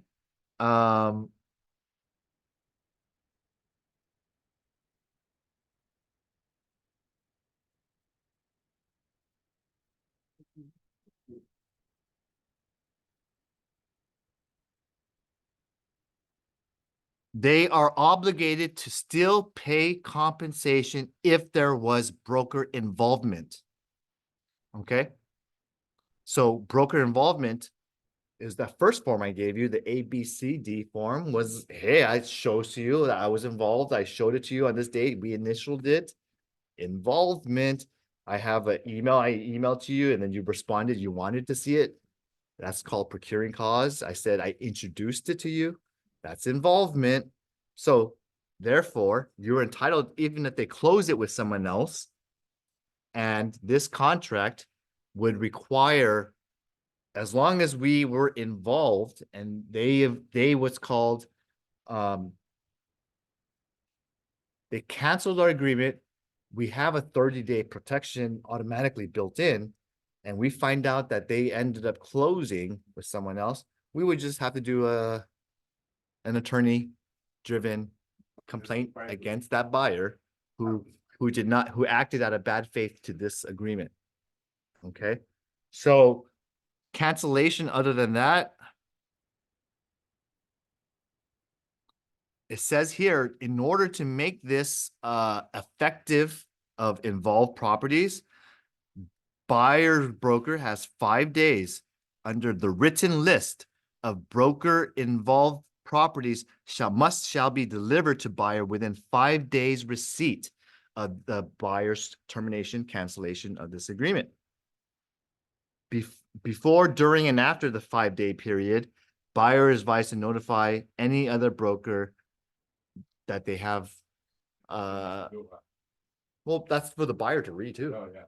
It's not only for us to You read. just have to show the buyer this, okay, we're So, canceling it, but these are the things I've shown to you. We're canceling it I've worked- effective this day forward. We're terminated. Mhm. However, We let have me a- remind you, these are the 10 that- broker that I have involved shown- properties that I have introduced / shown to you. Here's the list, and I'm giving it to you within the 5 days of you telling me you wanted to cancel.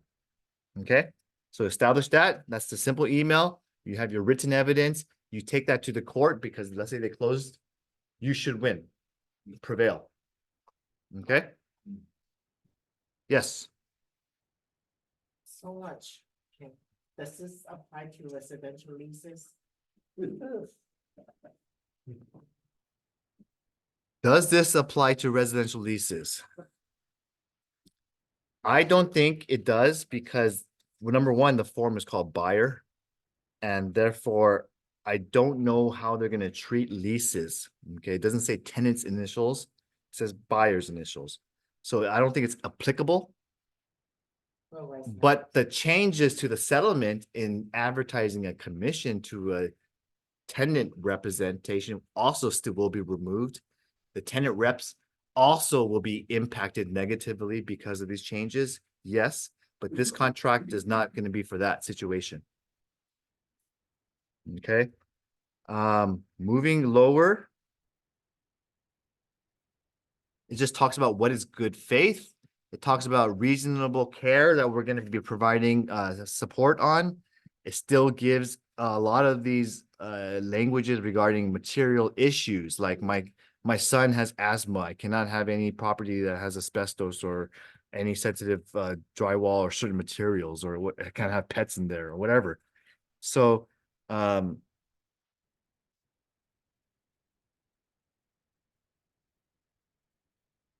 management approval, number 11.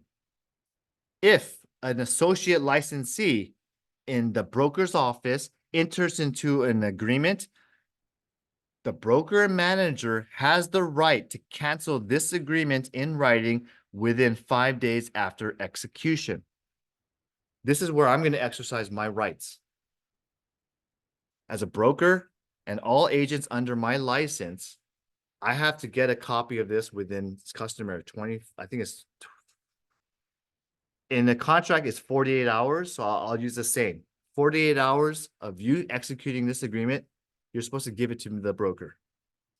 The broker is gonna look at this, and I might actually say, hey, it's incomplete. It's okay, fix it. I might say the amount of compensation you're charging is inadequate. Okay, so if you're taking a buyer representation for, I don't know, $500, That's what the law- I don't think it's worth the liability. So therefore, I might reject that buyer broker agreement. I'll have to tell you, I had to notify your buyer that I don't agree to this. Actually, that's a great idea that you want to review it within 48 hours for that. Okay. purpose. Does that make sense? Yes. And again, I'm not here to shoot you guys down and prevent you from doing business. I'm here to make sure you guys are doing business that's worthwhile. Okay. So obviously we can always discuss on a case-by-case basis. Anything on this form or areas for those of you Zoomers? In the box of 14, this is where exclusivity applies. The buyer has to initial again that this is an exclusive representation and that they are going to be brokers entitled to compensation if they close during this period of time. And 30-day written notice is required for cancellation by the buyer or the broker for unilaterally canceling. And then we have 5 days to provide that broker involved properties. Okay. So at the end of the day, be strong on the terms and filling out and making sure you're also fulfilling your duties of the involvement. Now, number 16, buyer confirms, they're making the buyer confirm that they will be paying, let's say, 2.5% of the acquisition price. So it's not just in one area that is you leave blank and then you fill it in there. You're gonna have to fill it in again and repeat it on the same document on 16 again. So I'm surprised to see them duplicated on the same form. Okay. Question, Kelvin. Have you heard of the buyer lawsuits that have come out? Not anything recently. What? So I don't know the details, but there was an attorney at West San Gabriel saying that the buyer lawsuits are already beginning. Which was what I was afraid it was gonna come, but they've come sooner than later. So I need to find out more detail about what those lawsuits are. There's a lot of lawsuits gonna happen when the market takes a turn. Mhm. And the market has taken a turn in the not necessarily in what's called a bubble or a crash. it has come to a turn in which our recession, which is caused by a ton of inflation going on, there is a lot more challenges going on economically and socially, where there's a lot of people who are impacted. There's wages issues, there's still unemployment and homeless issues. There's economic crisis where our dollar is depreciating every single day. And the value of costs of every service and good is going up. In times of these hardships, more people would choose to fight and sue and pursue to make themselves feel whole. So yes, attorneys and litigations are on the rise beginning 12 months ago, even before this year. Okay. All right, that's the end of that's the end of the BRBC form. Any questions? It's a If- great class. 10 minutes away from, Thank you. shy away from 2 hours. Now, CA is a compensation agreement. This is just basically if you're doing any commission agreement, maybe you procure and find a principal, whether it's a buyer or a seller. You can use this when there is no listing agreement, no buyer representation agreement. This could also be used as a single party compensation agreement. Okay, so compensation agreement. So let's say that I meet a for sale by owner. And that for sale, but I'm not signing a listing with you. You see my sign. I'm a FSBO. Okay, great. Well, then how about a compensation agreement?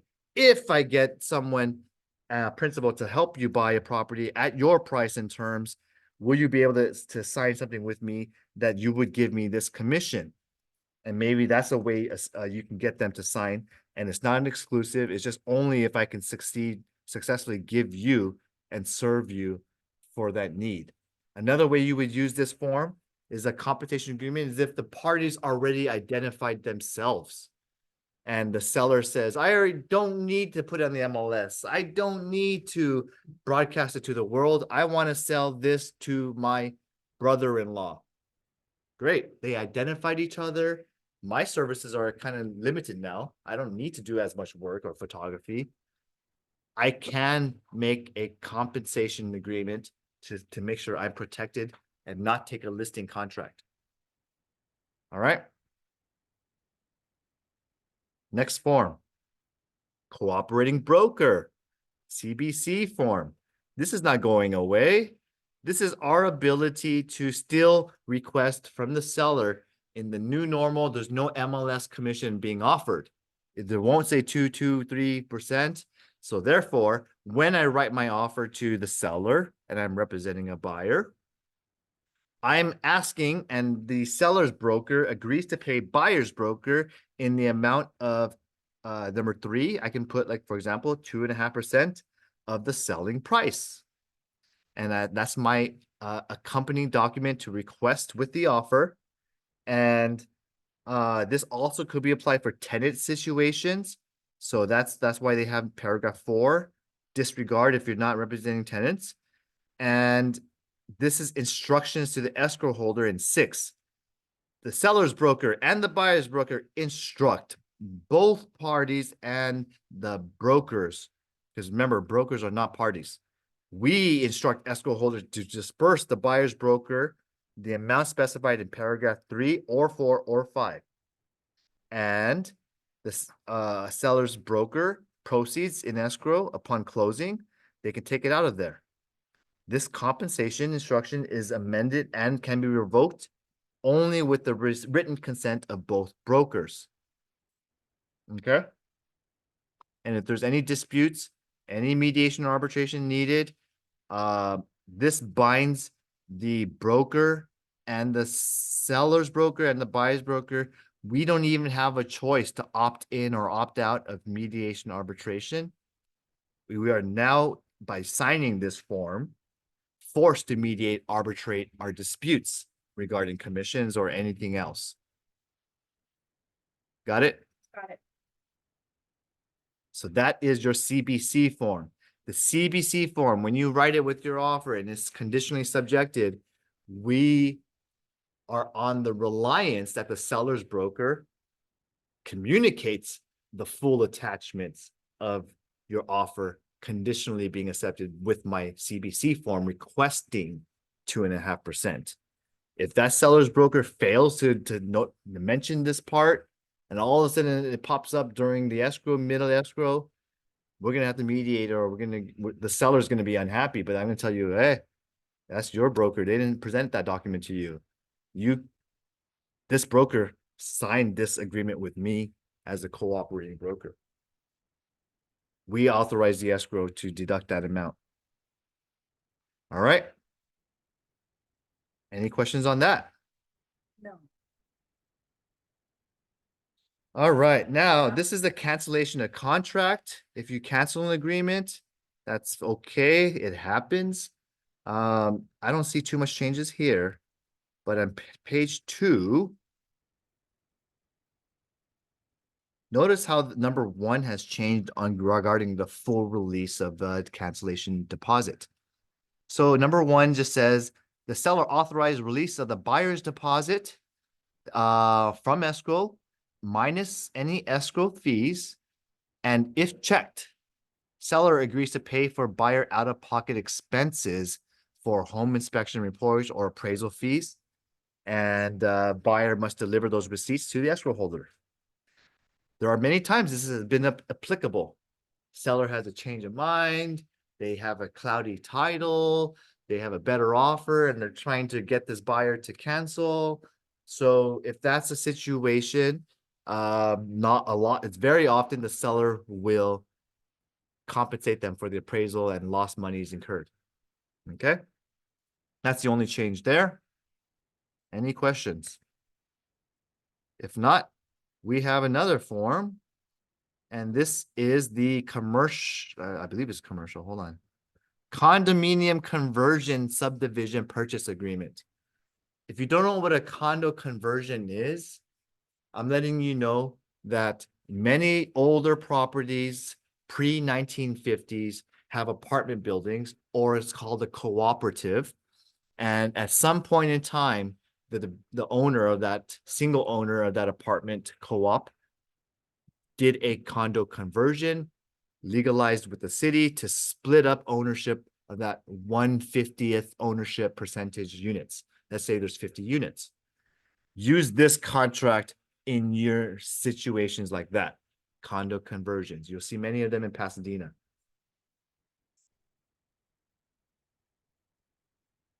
You know what they look like too. Okay. Here's a commercial and residential income listing agreement.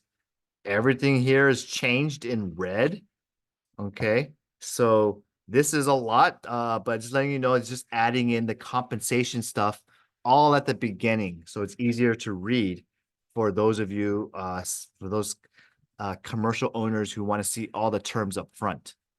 Okay. So that's that portion here. And this is all changed to make it more look similar to the residential purchase agreement that we see today.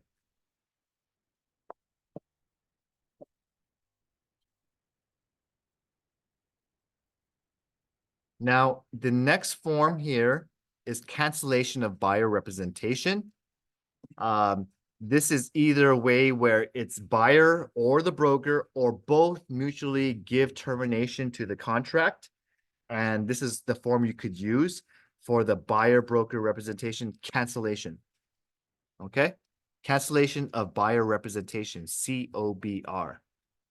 Okay? So if I happen to see you were charging buyer representation and it's only like $300 for a sale, that's where I could unilaterally cancel and say, hey, I'll sign here and I'll say, hey, that's not valid. I'm canceling this agreement you made. Okay.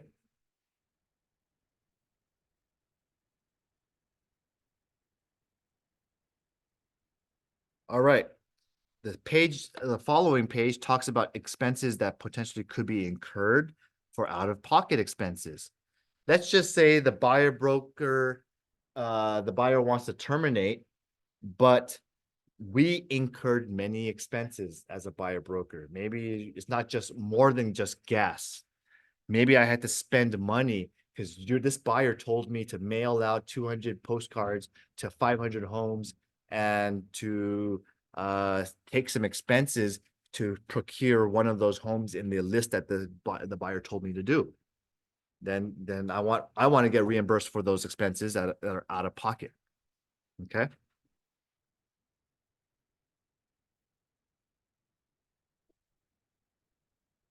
Other than that, here's a contingency of sale.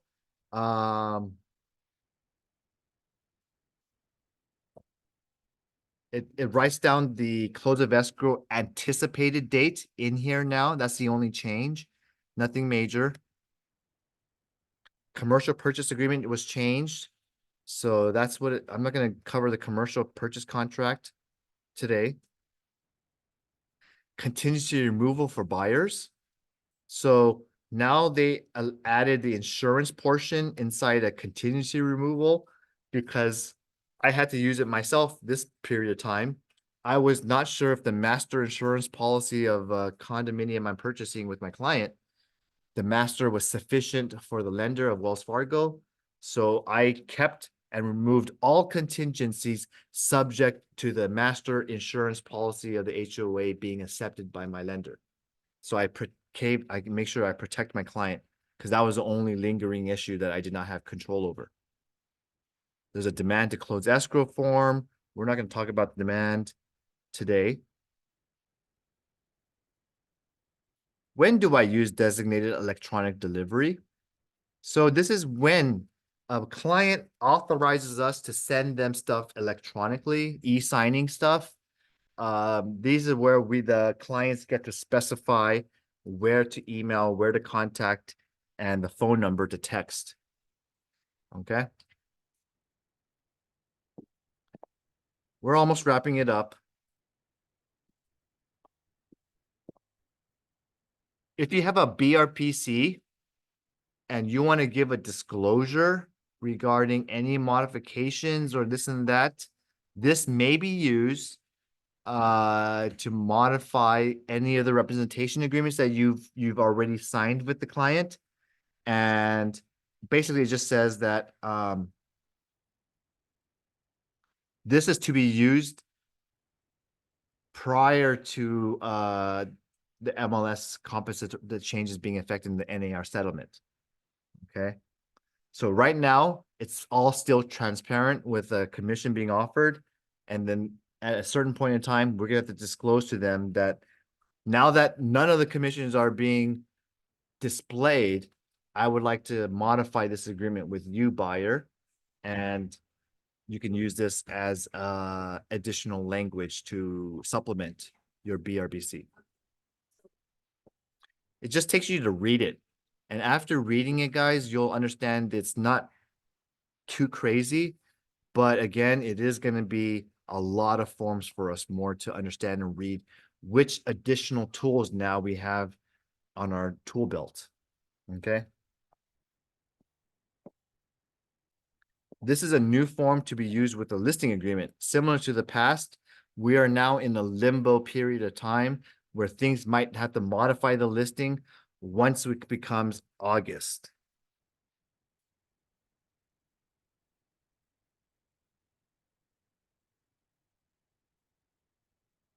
I don't even want you to have buyers that are in possession of the property prior to the close of escrow. So I don't even want to teach this form, but this allows a buyer to move in prior to the close of escrow. That's the form for it.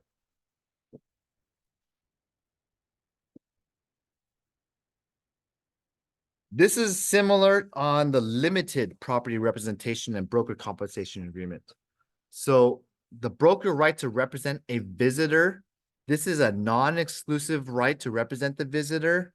And this is to be used technically for open house visitors attending. Okay. So this is a confirmation and this is technically the right one for open houses. If you're not trying to commit them to an exclusivity relationship with you, you can let them know.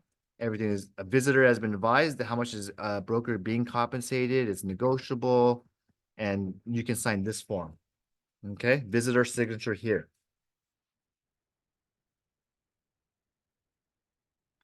if you're gonna give this form, it says you have to give an agency disclosure form as well, okay? And it says the visitor obligation as well to act timely and in good faith to communicate and cooperate with broker regarding anything. Anyway. Just market condition advisory, you could read through that. Manufactured home purchase agreement, modification of terms. This one changed a little bit. So if you modify terms like the expiration date or the listing commission, it does add an area. Management approval, broker does have the right to modify terms. And if the manager does not approve of those terms, we can cancel this modification in writing within 5 days.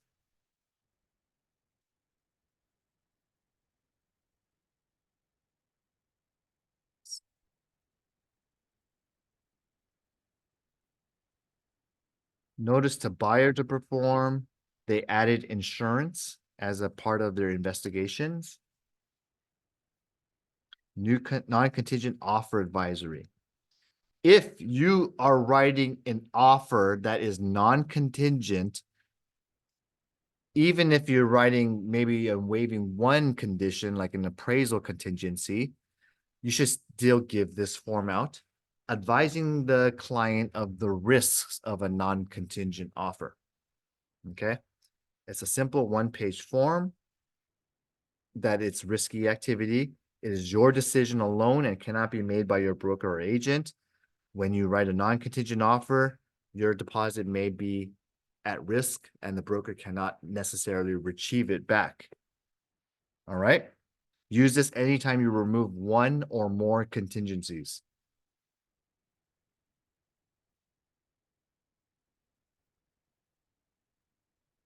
Notice the default purchase agreement has some minor changes. I'm not going to talk about that. That's rarely used. Open house visitor, non-agency disclosure. This is a new form where the visitor may have another broker. We do not represent this visitor. This is simply just an advisory. This is getting annoying to be an open house now. But I'm just letting you know, here's a form for us to use to describe that we're not giving them any agency to any visitors. Okay. Open house NA, OHNA. You can use this form for non-agency disclosure and sign-in sheet. Okay, so if you do not want to represent any of those visitors, you don't want to protect yourself with a commission with that buyer, and you only want to represent the seller, then you can use this form, advise them that you're not advising them as an agent capacity, and you can get their name and email and phone number as a sign-in sheet for you to follow up. Any questions? PAPA is the probate agreement purchase addendum. I don't need to cover that part. And the probate listing agreement, I know that one. Property management agreement has been changed. We don't do that here, so I'm not covering this. And the income property purchase agreement has also changed because of all the new laws. And I do want to show you what some of the major changes are on the income property, because we do a lot of that. And you'll notice some changes at the back end. So insurance is listed as something that the buyer has 17 days to investigate by default.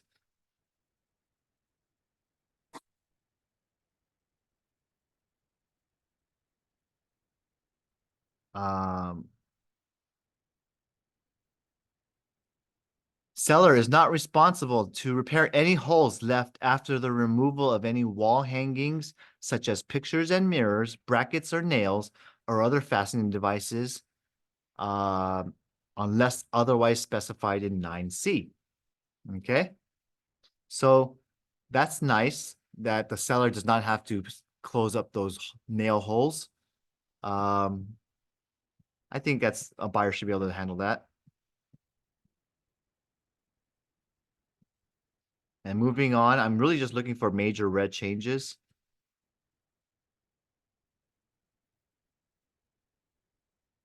Balconies and stairways and all that do need to be inspected if this is a triplex or more. It's added to the income property purchase contract. Okay. So not too much changes.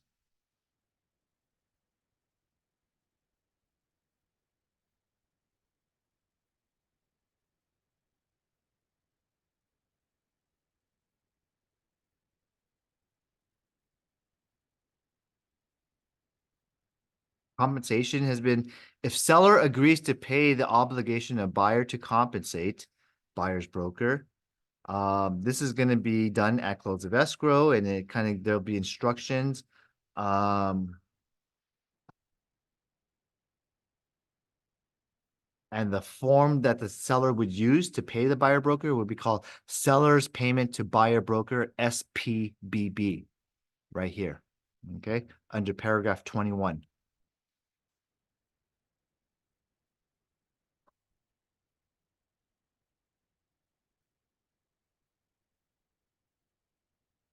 Other than that, it looks mostly the same.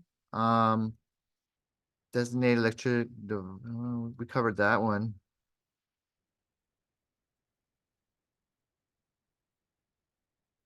Fair Appraisal Act notice is already built in here now. And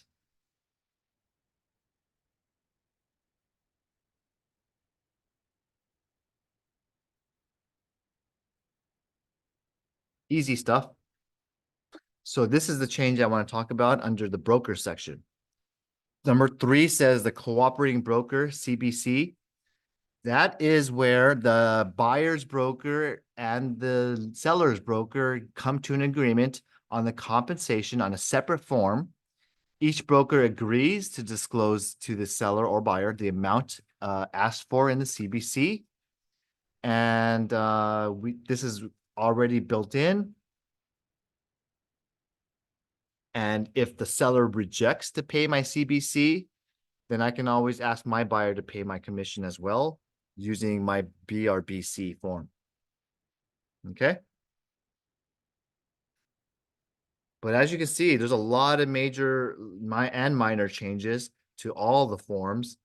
This is the listing agreement draft and the residential listing agreement specifies date, time, price, terms. The other word they use is called optional seller concessions under D.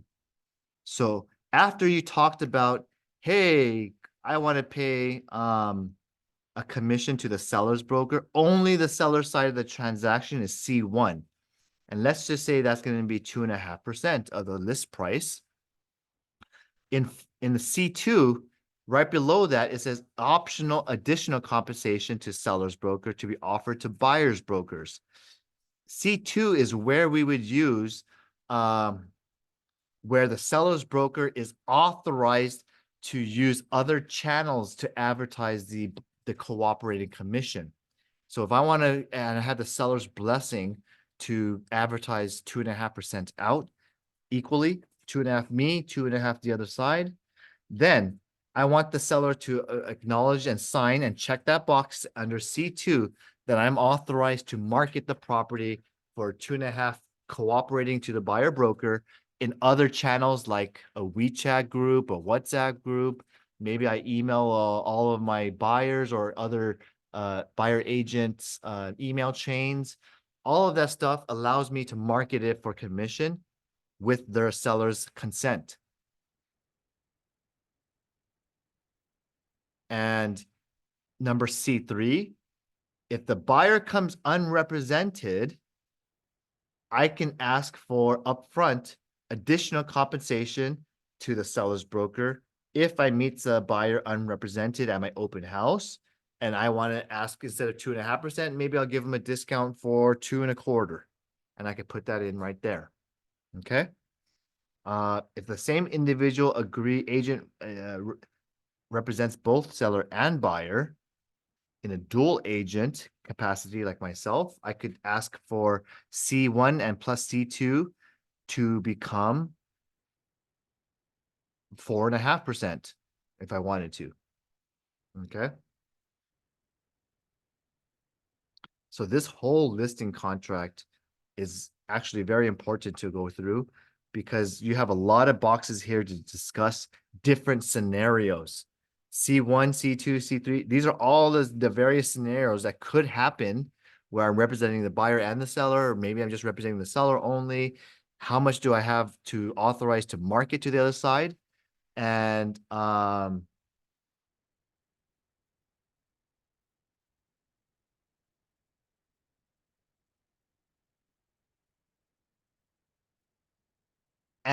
want to explain the D, optional seller concessions. That is an area aside from buyer agent commission. So maybe the seller says, I have no willingness and I do not want to pay, I want to pay 0% to any buyer broker upfront. I'll give 0% towards a commission to an agent, but I'm willing to compensate the buyers that want to come see my home. So I can check D and tell the buyers, I will willing to give you concessions up to, let's just say, 2% of the purchase price or $15,000. And I authorize my listing broker to advertise in the MLS. Seller is willing to give buyer concessions towards their closing costs. Let's just say that's $15,000. Okay. The buyer then can use that concession of $15,000 to pay their own buyer broker and buyer broker agreements that they already entered into. And so then the seller's not paying the commission to the broker. The seller's paying it to the buyer as a concession. And the buyer's using it to pay it off under their line item of the closing cost, which will show up it'll show up as a credit from the seller, and then you're going to see a debit against the brokerage that's going to charge commission to the buyer.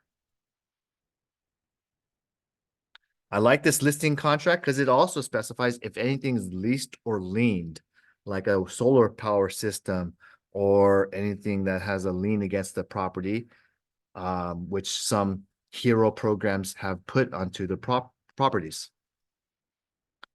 And they describe any smart home features the seller can write in. And what your MLS, it talks about coming soons.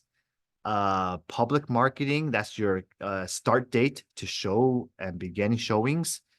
And or whether you're going to use an SELM to list this property in 3 weeks. You can also place properties that we do follow the clear cooperation policy, so you don't have to check anything under F4. And if there's anything that the seller wants to exclude and keep off the internet, they should let us know.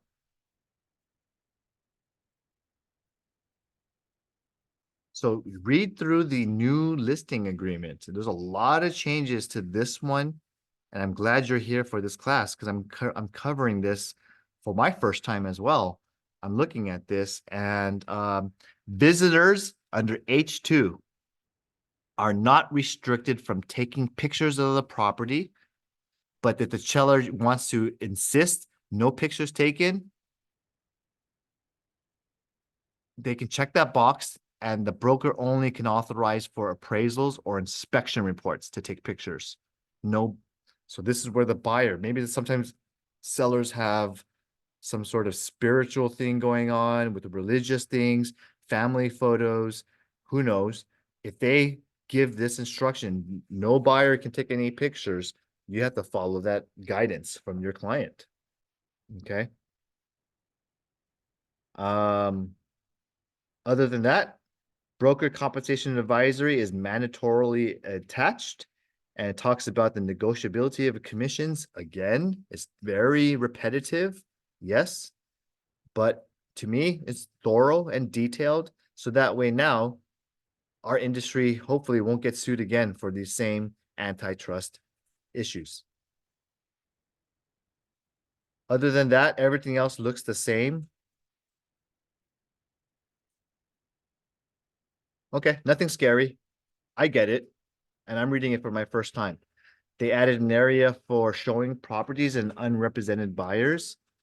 And that showing properties under here, it says seller acknowledges brokers must have a representation agreement with a buyer before showing properties to that buyer. Seller consents to broker entering into buyer representation and broker agreements with buyers. That allows me to engage and show them a property, and it potentially may make me a dual agent to both seller and buyer. Okay? So it gives them that language.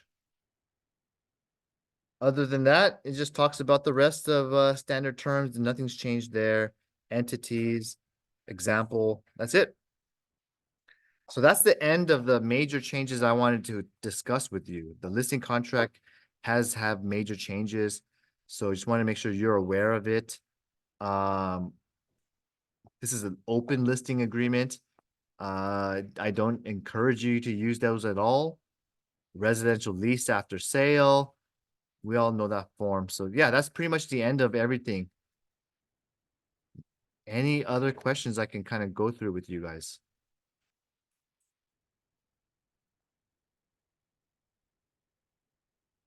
So if you want a list of all of these documents, for those of you still in here, I'll copy this list to you. You can see there is, I don't even know. Let me see here.